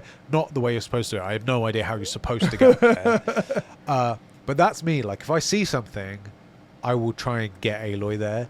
And I had tried for so many attempts to get her up those... what are those giant things called? The Ares robots or whatever? The giant ones. The things with the electric things you pick up with the sun wing. The Tallneck? No, the big ancient robot war machines. Oh yeah. The Deathbringer. Is that what it's called? The massive things with the big arms going through the lands and whatnot. Yeah. I tried to climb up those things umpteen times. You can't. There's like invisible walls, but because you need the Sunwing to get there. This is what he's wasting his time doing instead of playing the game. Also, by the way, you can't do anything if you, when you go to pick up that electric thing that's on there. Yeah. That you can use as a bomb. If you get off the Sunwing, you can't do anything with it. There's a bunch, but there is cool stuff on there. Like I found an orange, those silver glint things, the green.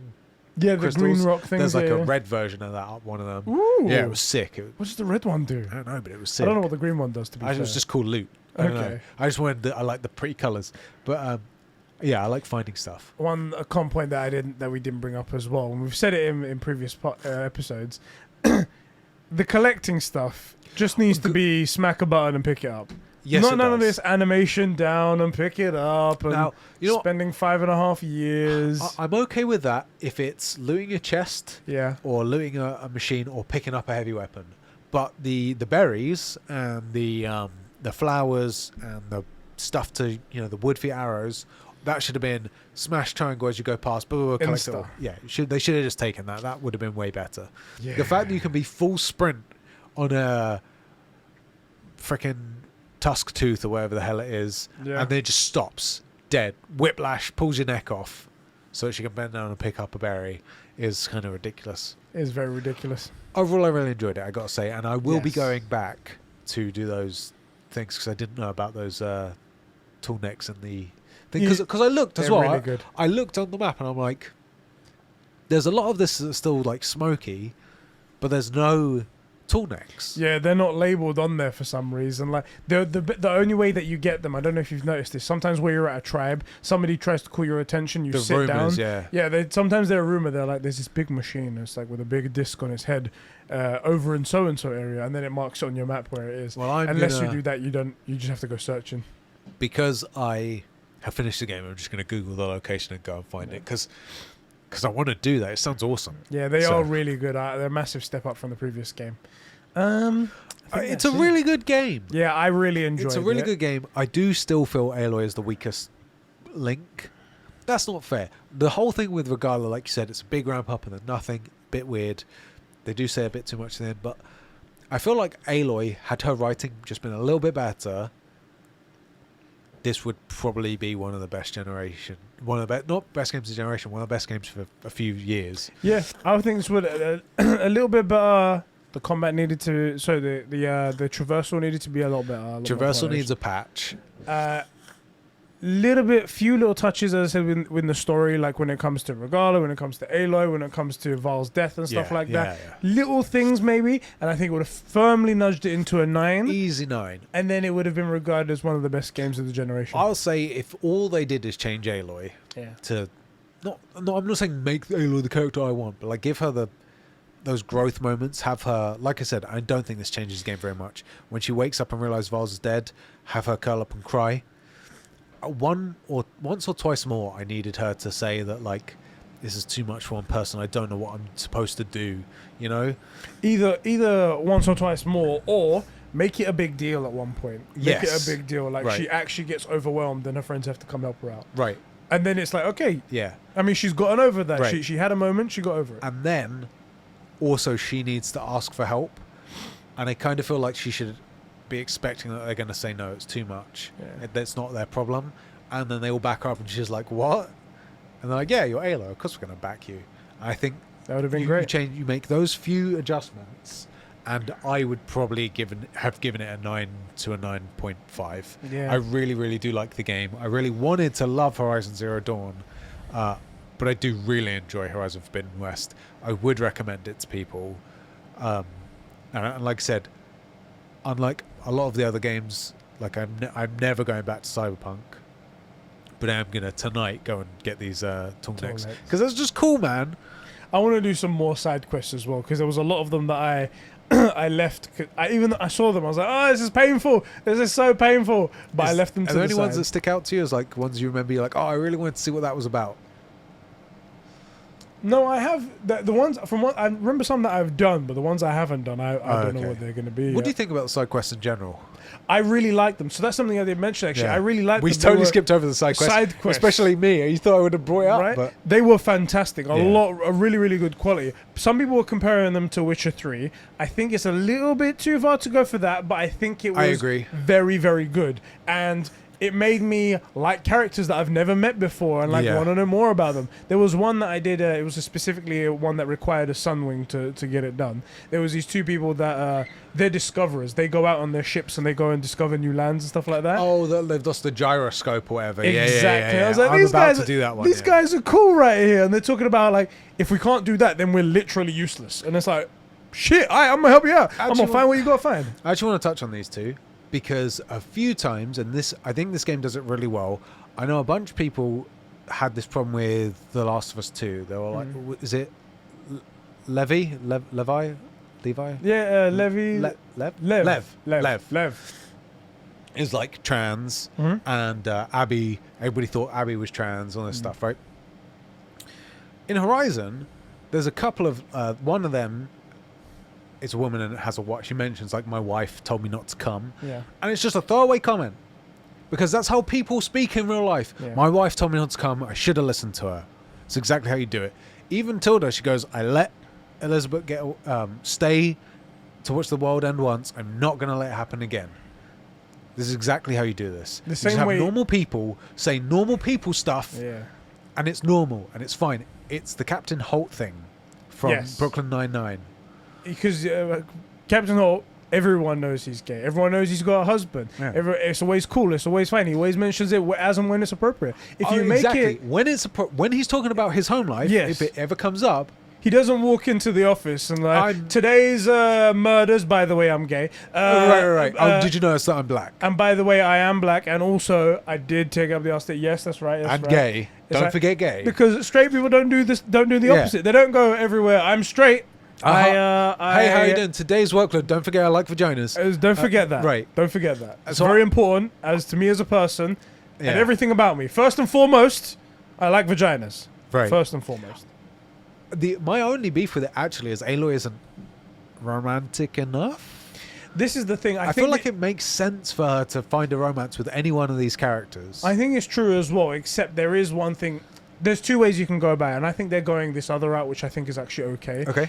Either you can go, because you're trying to give the player an experience here. You're trying to experience Yeah. this world for the player through this character.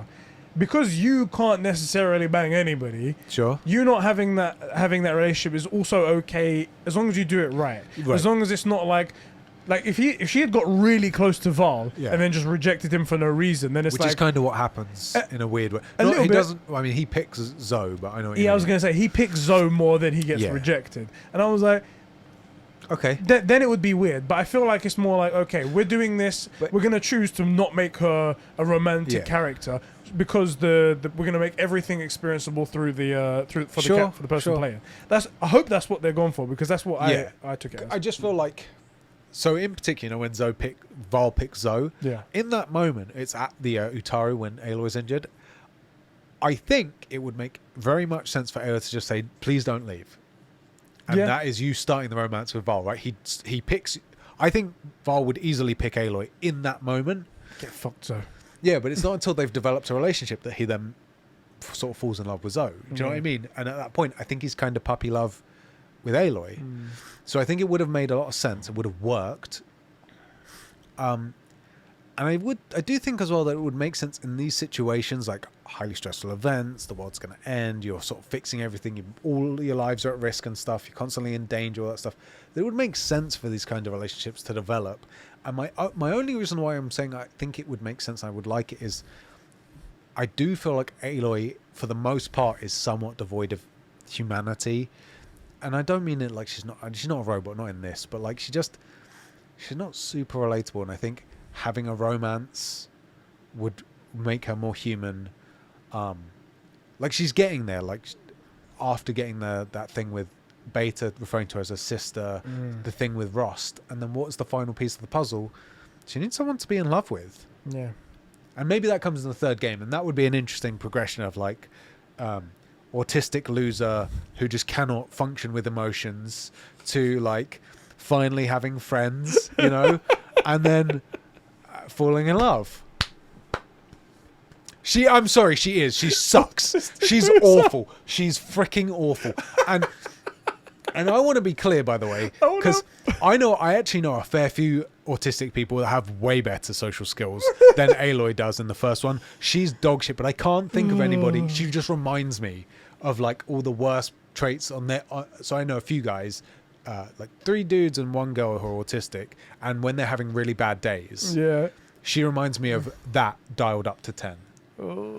Like in Horizon Zero Dawn. So I think like going from, this sort of robot to having friends and accepting that she needs help and needs people. She can't do it all on her own. Neither could Elizabeth, by the way. Yeah. Yeah. And I think she learns that a lot as well. Like Elizabeth she sort of feels like Elizabeth made Gaia, and then she learns all the stuff that no, she didn't. It wasn't just her. It was all the greatest minds. And yeah, she was the key player, but none of it could have been done without all these other pieces of the puzzle, all these other cultures and businesses and minds that helped, right? Yeah.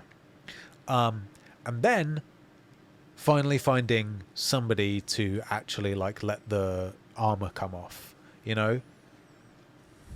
whether it's, I know you couldn't care less who it was. I think you should make it open up to everybody. I think it would have been fine for it to be Zoe, because Yeah. we know Elizabeth was a lesbian, or well, Elizabeth and Tilda had a relationship. Let's say we don't actually know what Elizabeth was. I think it would make perfect sense for Varl because they've spent all this time together, and Varl's a freaking gorgeous dude. Have you seen him? You see that beard? I was like, yeah, come on. Yeah. I mean, come on, no one's that straight. I need to do what you did, and I need to go to the bathroom. I'm Good, dying get right freaked. now. Get I'm freaked. sorry. I'm And sorry. don't edit this out. Oh, just wait for you to leave. It's Oh, okay. You no. take your time, bruv. You Don't take your say time. anything Oh, about I'm gonna say all the things.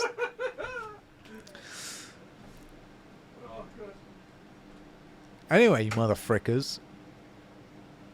Yeah, you thought I was gonna beef out him. No, I'm gonna beef out you, cunts.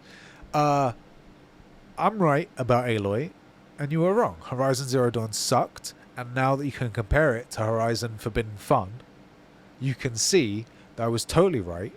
Aloy was cold. She was weird in social interactions.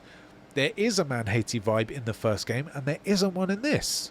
And it's obvious, because she says how much Rost changed her life. Yeah? How much Katalo, Hekaro, and frickin' Varl are important to the story. Yeah? See? It's a big wrinkly brain. And these teeny tiny little smooth brains. So let me know. I will accept your 1,000 words of apology letter. You can do it privately. DM me on the Discord. 1,000 words on my desk by tomorrow about why I'm smart and you're not. And then we'll call it even. I won't even bring up. I won't even tell anybody that I got however many frickin' DMs I'm deserving of for apologies. Alright? Zero Dawn trash. Forbidden West. It okay. It okay. But not good. Okay. That's a lie. It was good. It's good fun. It's good fun. Don't tell Ed though. Don't tell Ed. I can't believe he went to the toilet. Can you imagine that? How unprofessional, by the way. You know? Like, we've been sitting here. How long have we been going for? Like, I don't know, an hour? Not even. And he can't hold it? What is he, like a 70-year-old man with a prostate problem? What's going on? He's got the bladder of Isla. Isla can hold it better than him. Maybe we should get him some adult diapers. What do you reckon? I think I should present him with an adult diaper with, like, Aloy's face on it. Horizon Forbidden Wetness.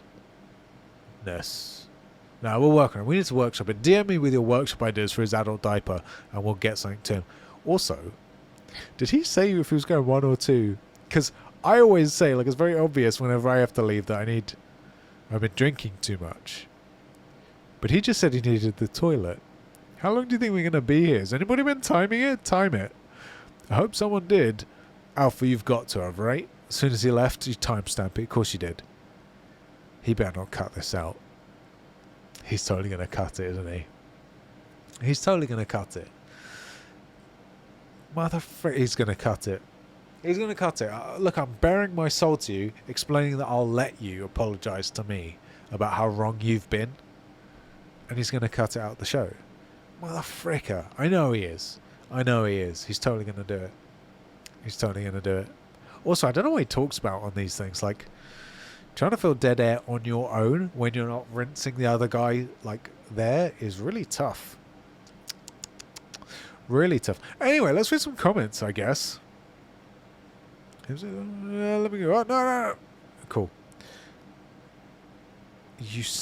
Alpha, you're not funny. I'm looking at your Discord comment. Motherfricker. I can't believe how long this guy's taking. He's totally gone for a number 2 in it. You know he has. He's totally gone. I can't believe it.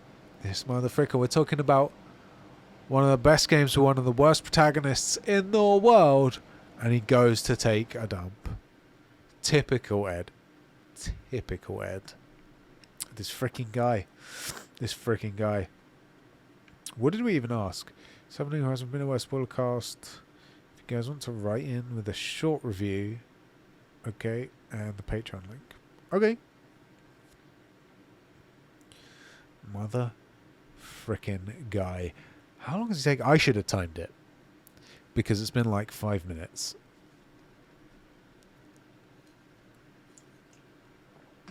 Does he actually just rinse me? Because I don't watch these. Do I need somebody to tell me? Because I'll probably be in the chat. Yeah, I'll be over there in the chat. What he says about me whenever I go to the toilet, because I have taste, so I don't watch our content, unlike you guys, obviously. So I need to know, how bad is it? Because I feel like I've really pulled my punches there. I could have been much harsher to the guy. And really I should be, if he's taking a dump on frickin' on the clock, on company time. It's not in the budget for this, right? We don't have a budget for him to go and take a 20-minute shit. What is he doing? We're supposed to be talking about gaming. Frickin' this guy. So unprofessional, isn't it? So did I cover all my points? Stunning visuals, yes. Incredible soundtrack, got that. And cooling a beta sister, yeah, good. Gaming. I got all my notes. No, you know my opinions. Aloy's still shit. That's not true. Aloy's much better than she was. And that's not amazing yet. I swear to God, if you guys are flaming me in the chat, I'm going to murder somebody. I'm going to ban you all from the Discord, then delete the Discord, then start a new Discord. Safe? Oh, good. Oh, no. Oh, no, it's okay. Oh, she faked. You're such a faker. She is a faker. She totally faked it. Yeah. It's Ayla. Aloy. Aloy. Okay. Oh boy. Byla. Okay. You good? So yeah, things not going well down there, but we'll muster through. We'll get through this. I was just complaining that we don't have it in the budget for you to be taking a 10-minute shit on company time. Company time. I'm getting paid for these shits. So yeah, we're back at it. You know, if you take a 10-minute dump every day at work, 10 minutes every day, you get a 40-hour work week by the end of the year.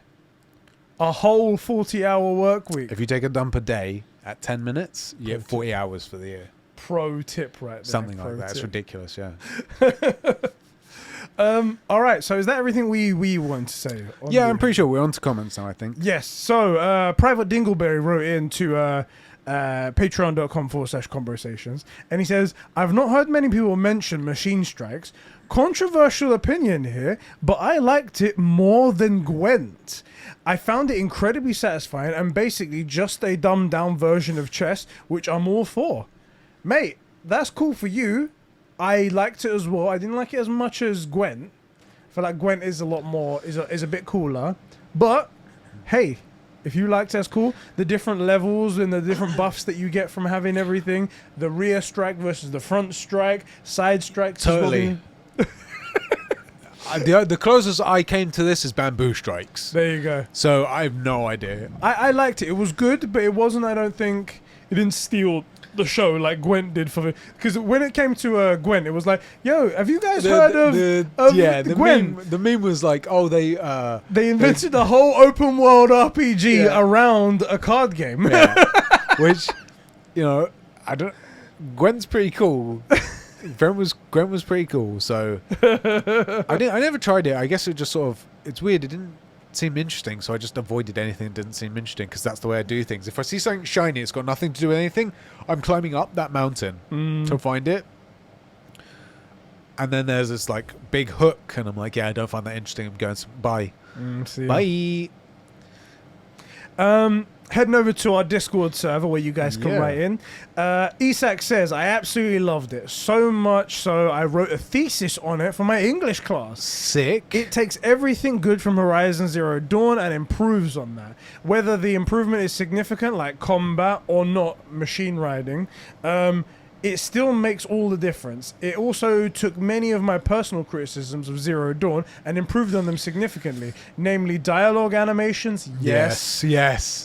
Even the side quests were like mocapped and everything, which was fucking amazing. It was much so better, good. yeah. And lip syncing, not to mention how great the story is as a whole. All of this comes together and makes Horizon Forbidden West more than a worthy successor to Horizon Zero Dawn. And I'm very excited to see where the franchise takes in the future. Yeah, I do agree. And I was just thinking, actually, there's this one side quest, obviously, where there's like a crashed sun wing or something like that somewhere, and you have to climb up and find somebody that took a bunch of.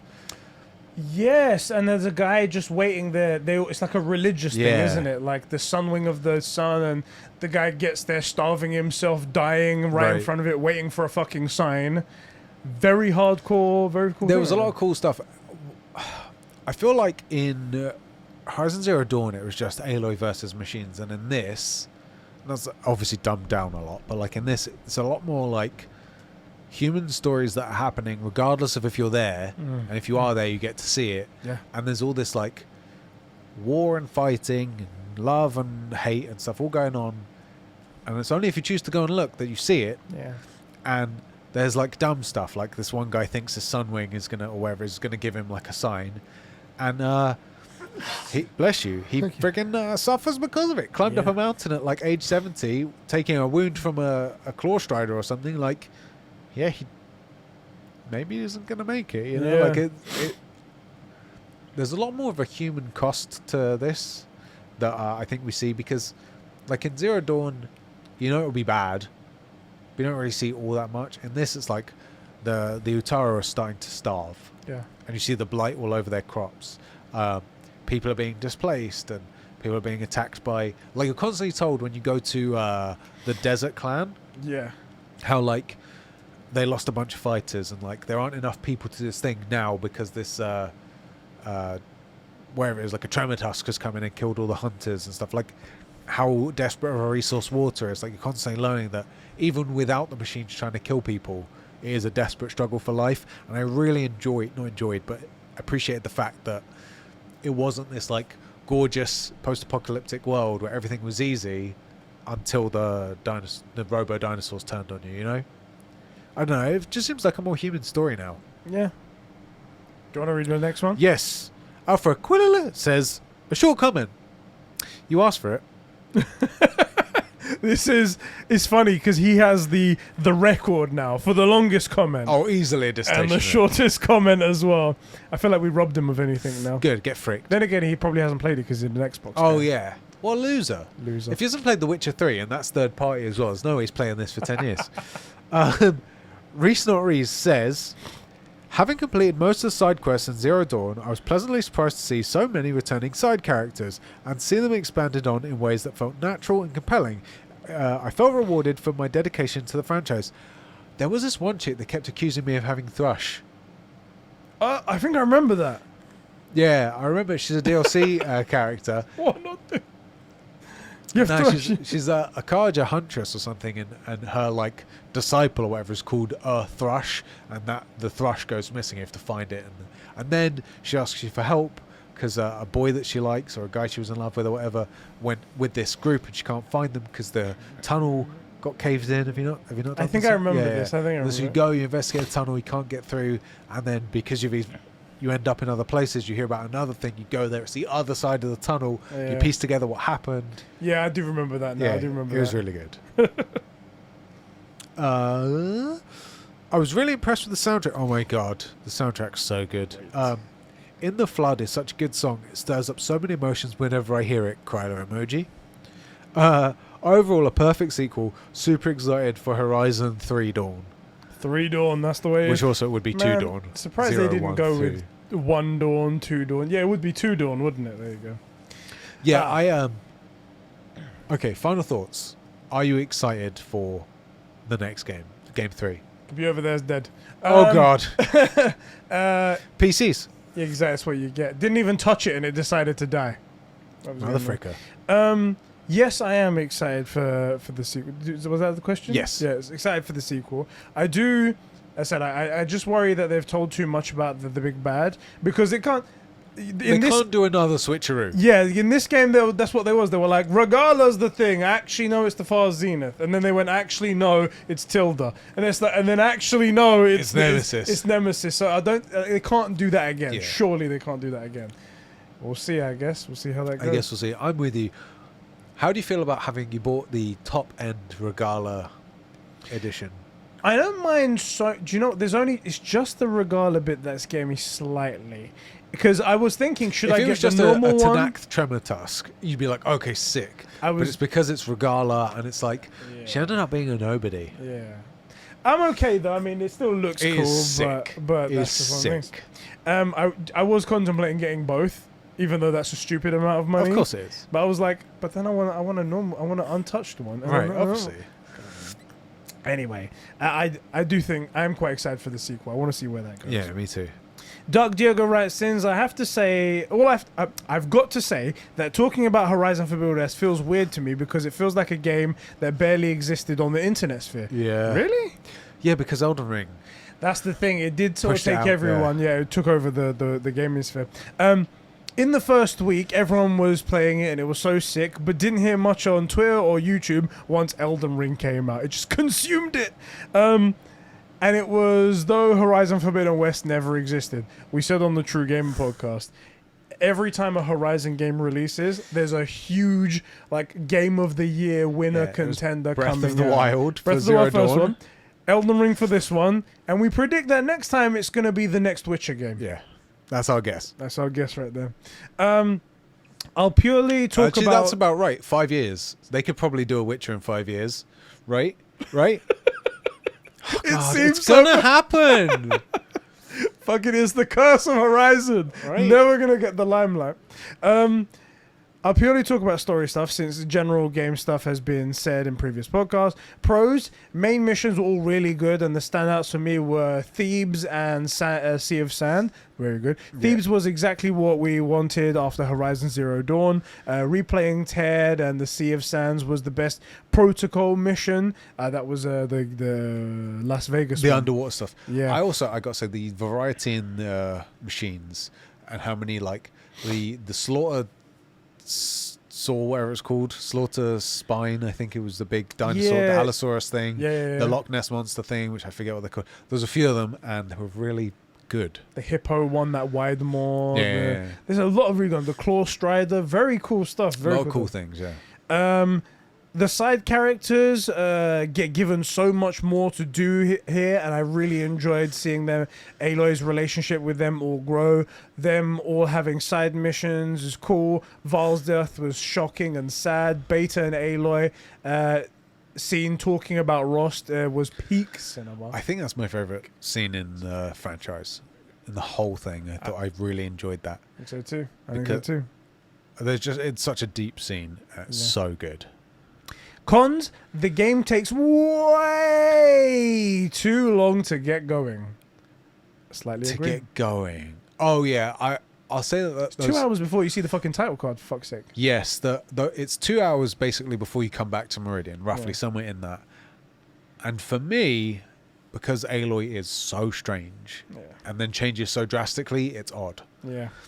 So I would agree with that. Yeah. I think I must have been like 20 hours into the game by the time I was asked to rebuild Gaia at the base. It might have been about that, actually. It might have been. Hated the lack of Silence, Regala, and San Francisco. There's a good- Yes. like it really is. Like, did we see Silence- much of actually San Francisco? Silence gets her to go to the west. Yeah. Disappears until the very end, and then it turns out, oh yeah, Regala was just a puppet, and also would Silence have given away all that ability to use robots and stuff for an army? How would he have done that? And also, although he spoke to Hades, how did he come up with this weapon to disrupt the shields? It's odd. Yeah. Like, it's just a lot of we're just given, or he's just given, or we're just told. It's bizarre. He says, Silence and Regala were only in 2 to 3 main missions, which sucked, because Silence is a great part of Horizon Zero Dawn. And Regala could have been cut. She had barely any plot relevance. Genuinely. Fully agreed. Genuinely. San Francisco took me 55 hours to get to, and it's such a small part of the map with only 2 side missions. That might be why I didn't remember it, because we're in the West, but I don't remember us being in San Francisco. Well, I'll give you an example. There are 2 enemy types I haven't fought. I forget what they're called, but there's like a monkey robot type that's over there in San Fran. Damn. And there is like invisible panthers or something. Oh, yeah, And yeah. I didn't spend any time there. Yeah. and I like explore stuff, and I just never ended up fighting them. Yeah, there's barely anything over there. The Zenith / Nemesis, I like the idea of exploring the old versus the new humans, but the fact that the Zeniths are immortal and have these super flashy suits and powers is what annoys me.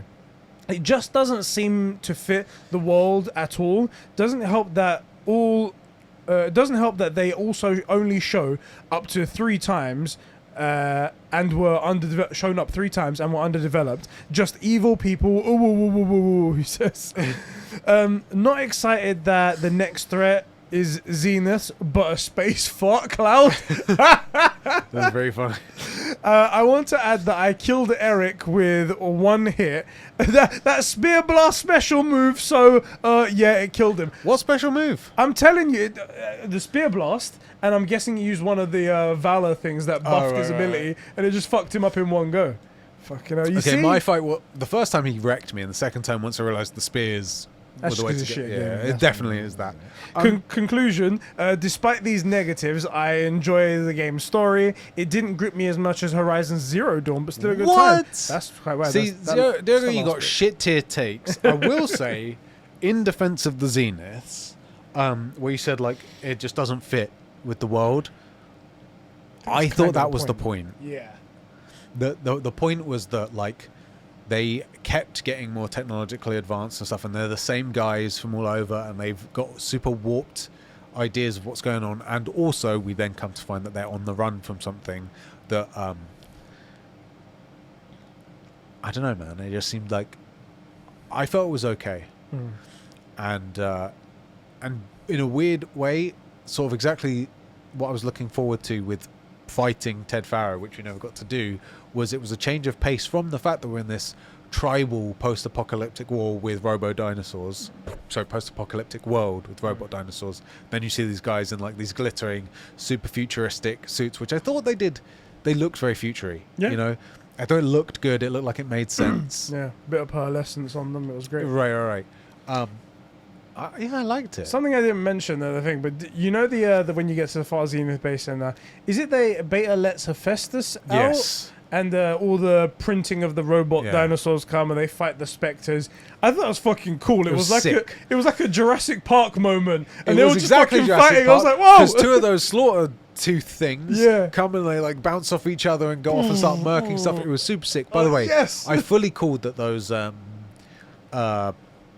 what are the robots that the Zeniths use? Spectres were like nanotech. Because once you blow the first one up, you got all this like watery stuff. I'm like, that's nanotech. Yeah, for sure. So they are. They're like gold pools just moving and stuff. Yes, but it was very cool seeing that. And I have to say that I felt like I'm a little bit worried about potentially a 3rd game where it's just going to be go to more cauldrons and track down Hephaestus. Well, you know, like Independence Day, the movie. Yeah. The second one, I didn't like it, but they did the logical progression where if a bunch of alien tech falls, you take that alien tech and you make more advanced shit out of it, right? And it was like, okay, now we're just a sci-fi movie about us having alien technology and stuff like that. They had normal F-16s, but then like with thruster abilities from aliens and guns. And that's got to be what happens next, right? They take over what's left of the Zenith base. They reverse engineer it, and then it goes insanely like combat. We're the most advanced technology base ever, and now they've got all the information of Apollo and whatnot. Surely everything goes super advanced now. I think that's a mistake. It would be a mistake, and that's what I mean. Well, they have to find a reason for it not to happen. Yeah. Like Silence decides that they don't know what they're doing with the Apollo thing, so he takes it. Yeah. Right, and then they get a bunch of information to people, and they try to make their own cauldrons or take over a cauldron and get it back online, but it doesn't work because of this and that. And then also, I got to be honest, I was fully expecting to be told once I got the subordinate functions that now we have the subordinate functions. Instead of going after Hephaestus straight away, Gaia managed to locate 2 or 3 of the other little ones, and that if we went and got those, we'd have a better chance of capturing Hephaestus. And ideally, I assumed what I thought was going to happen was if you don't do it, you go and there's like 10 waves of robots you got to fight off, but every subordinate function, say, maybe takes off 2 waves. Yeah. Something like that, right? I would have liked a few more missions. Granted, it would have made the game a bit longer. Maybe Also, I got to say, the game was long, but I didn't find it overbearing. I didn't find like it didn't respect my time. No, I would have liked to have found a few. Because at the end, you know where it's like, oh, you've got 10 of the 14 subordinate functions. Yeah. I was like, I would have liked to have got those. Yeah. Like, we only cool. got 4 total, right? 4 total, yeah, but we only went for 3 of them. We got Gaia, and then we went and picked up 3. Yeah. And then they show, oh, you've got all these. And I'm like, I would have liked to have got them. Yeah, and especially because when you got them, they all seem to have their little minor personalities. Yeah, like one's Back to about Mother. water. And And it's like, oh, you're going to make the voices stop. And I was like, ooh, these are... Right. They're like real people. They're like real AI in there. No, Right. I got you, bro. I got you. I'll take you back home. Don't you worry, baby. Right. Totally. They would have liked a few more. It would have been sick. Do you want to read the next one? Tailgate says, personally, I really liked the story of Forbidden West. I love the world and its deep lore, so that satisfied me. I like the Far Zenith plotline. Regala was a cool villain, but I feel she and her faction could have more made missions focused on them, because most of the time you face them in side content. What quick thing before you go on from there? I looked up what would happen if you killed Regala. And all that happens is Katalo walks in with a spear, shanks her for you, so you don't do the killing, Yeah. and you get a bow from Hikaru. A lot different to what happens otherwise, because she just dies somewhere else, and that's that. Is the bow any good? No. So there you go. That's what happens there. I was like, Sick. oh, so this didn't mean anything. She literally didn't mean much. No, it didn't mean anything. Did anyone else think that Gerard Berry looked a bit like Lex Luthor? Yeah, he did a bit like Lex Luthor vibe. Yeah. That's what I called him in the playthrough, and I think Gerard's actor would be a good cast for Luthor in a Superman game. Yeah, I think you're right. Got him, The boys. setup for Horizon 3 with the Nemesis AI is actually interesting in my opinion. I got chills when I learned about Nemesis, and I can't wait for Horizon 3. I agree. I just felt like you said, we were told way too much, and it was all like an info dump. You were like, oh yeah, all this stuff. You know, Yeah. it just takes a deep breath, lays out everything that could have been the entire reveal for the third game. It's because it was like, you come to the end. You Yeah. finally beat the big bad guy. Oh, that's not the big bad guy. Don't relax, everyone. But if it was more like just a glass with a bit of mystery, like, Nemesis is coming. Ugh. And then it's like, what's happening? What? And then Right. questions. We know another game is coming. You don't have to tell us anymore. Right, and also like we saw Gerard get shot in the back, but that doesn't mean he's dead. So we could have killed Tilda, or maybe she survives, and then sort of like in Control, we come back to speak to her brother every now and again. Yeah. Like you come back, and as you have more pieces of the puzzle, you're like, Gerard, we need to talk. You told me this. Yeah. I found this thing here, and it says that Nemesis isn't an AI at all. What the frick is going on? And then he goes, Spills the beans. right, like a little bits at a time, and then you go and find like a bit of the ship, which it's all high tech, but maybe they had issues, like they'd been attacked or whatever by Nemesis, and so like a little bit of it or a shuttle breaks off and goes somewhere else. You find that, and you get a bit, and you go, there's not a lot of data, it's all corrupted, but what it does say says that there was no geological event on Sirius. So how did the planet die again? You know, you start picking up this piece of the puzzle, you keep coming back, interrogating your prisoner, and eventually you realize about halfway through the game what Nemesis is. That, I think, would have been a really much told us. better reveal of what's going on, you know? Yeah. And our final comment, Jeff Shrooms writes in, he says, the Horizon review that matters. Here we go. Okay. Combat in the game is still pretty awesome. Definitely with bows. Oh, yes. Although it feels like they've restricted the player's freedom a lot more since the enemy's status weakens, fire, and ice, etc. Work well, but enemies not specifically weak to fire seem to all of a sudden be resistant to fire damage. It is like fire, bro. Science says everything burns, and if it goes on long enough, it will disintegrate. Fam. I'm fully actually with you here, which is that if it says it's weak to frost, right? And let's say it doesn't say that. That's a bad example. Let's say it's weak to acid, right? It doesn't say it's strong against fire or anything. If you use fire, nothing happens, and it's like, but it is still fire, and fire is just like kind of basically the same thing as acid, isn't it? Like nuclear bombs are essentially really hot fires. It's resistant to that completely. It's like, Right. Oh, really? Oh yeah, sure. Right. Cool. It's like it No is still worries. fire. You're right. I've set this thing on fire. It's made of metal, but inside it runs on oil. Like, why can't I burn you? Exactly. Yeah. Pacing wise, I think the first few hours is his weakest point. The opening scene sections feels a little too familiar to anything stand out. So I wish they'd cut that down as much as possible. Possibly include the intro cutscene. Aloy's motivation for going west was somewhat contrived and felt like they couldn't think of a better reason to get her to the new location, which is unfortunate since a lot of the story stuff they do is pretty cool, aside from the third act going into ultra sci-fi, which was a bit too tech jargon, and the finale was rushed. Regala, way underdeveloped and deserved better. Katalo was pretty cool, though the visual design and the art direction was It's because it's all one lump of text. yeah, It I could was gonna really, say.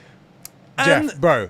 This is not like a criticism, but it would for every point just give us a paragraph because one lump of text and we're on camera and it all blends together. Do you know what it might be? This is a thing that I find on Discord. If you press enter, it sends your comment. If you hold down shift and press enter, it makes like an Yes. indentate like thing down like that, a new paragraph. Yeah. Try that out next time. He says, and the visual design and the art direction was pretty incredible, I must say. I have more to say, but I'll keep it short. I've been poring over this game, analyzing it to see where it went wrong to avoid making the same mistakes in my own game. In your own game? Dude, what game are you making? You need to hit us up. We need this information. Bro, you've heard all of my good takes when it comes to story and writing and stuff.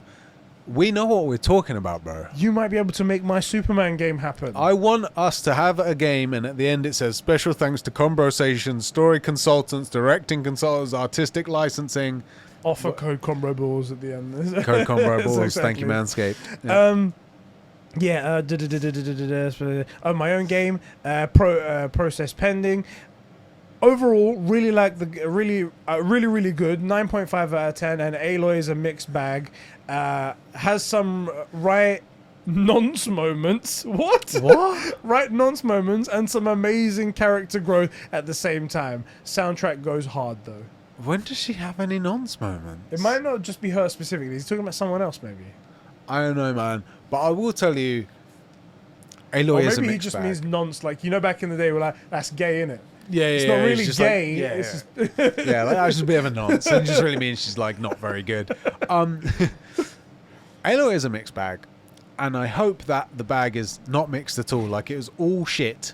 Like it was all purple wine gums in Yeah. Zero Dawn, and then we got a mix of good colors, and then by the next one it will be like all the citrus ones, your green, yellow, and Hold up. those are the best Hold on a second. for sure, and the best jelly Are babies you and the best trying to say- starburst, I was about and maybe to say, strawberry as well. Get a strawberry. I was in there. going to wait for you to finish and be like, actually, surely the green ones are the shit ones. No, absolutely purple Green- is easily the worst. Purple and red are the best. No, not Green even. and yellow are the shit. Orange is dead shit. You had better be joking with me right Nah, now. fuck all that shit, mate. You thought there was controversy about do people shit wipe standing or sitting, right? And all the other things that we've discussed. What is the best flavor? This is the great And one. you are dead wrong. This This isn't even a debate. Next Combos podcast, we're bringing this up. Bring it up, lads. That's it. All right, guys. That's all the comments that we have here. I'm really glad that we both got to have this conversation. Yeah, it's good fun. Next glad on we my played list the is game. Elden Ring. However, the problem is that Lego Star Wars comes out in literally a week. It doesn't matter. So- Be in half an hour. It's fine. I'm not a speedrunner. 28 minutes. Oh my You god. know? Or play as much as you like, and then when you're half an hour away from Lego Star Wars drop, you just speed run the last of it. There you Half an go. hour, boom, done. Done. It's easy. Even speedrunners can do it, so you Even- should be able to do it, no problem. And they're degenerates. God, Right. Anyway, thanks a lot for joining us, guys, for this episode. Thank I you, hope you all gamers. enjoyed it. Hopefully, we can do this again for another game in the future. Yep. Maybe even Lego Star Wars when we're done with Yeah, that. boy. Although it's not much of a story game, but It's Lego. It's Spoiler Lego. alert, it's going to be good. and it's Star Wars. It's going to be so- good. It's going to be good. All right, guys. Catch you all in the next one. Thank you all for being here, and see you next one. Peace out.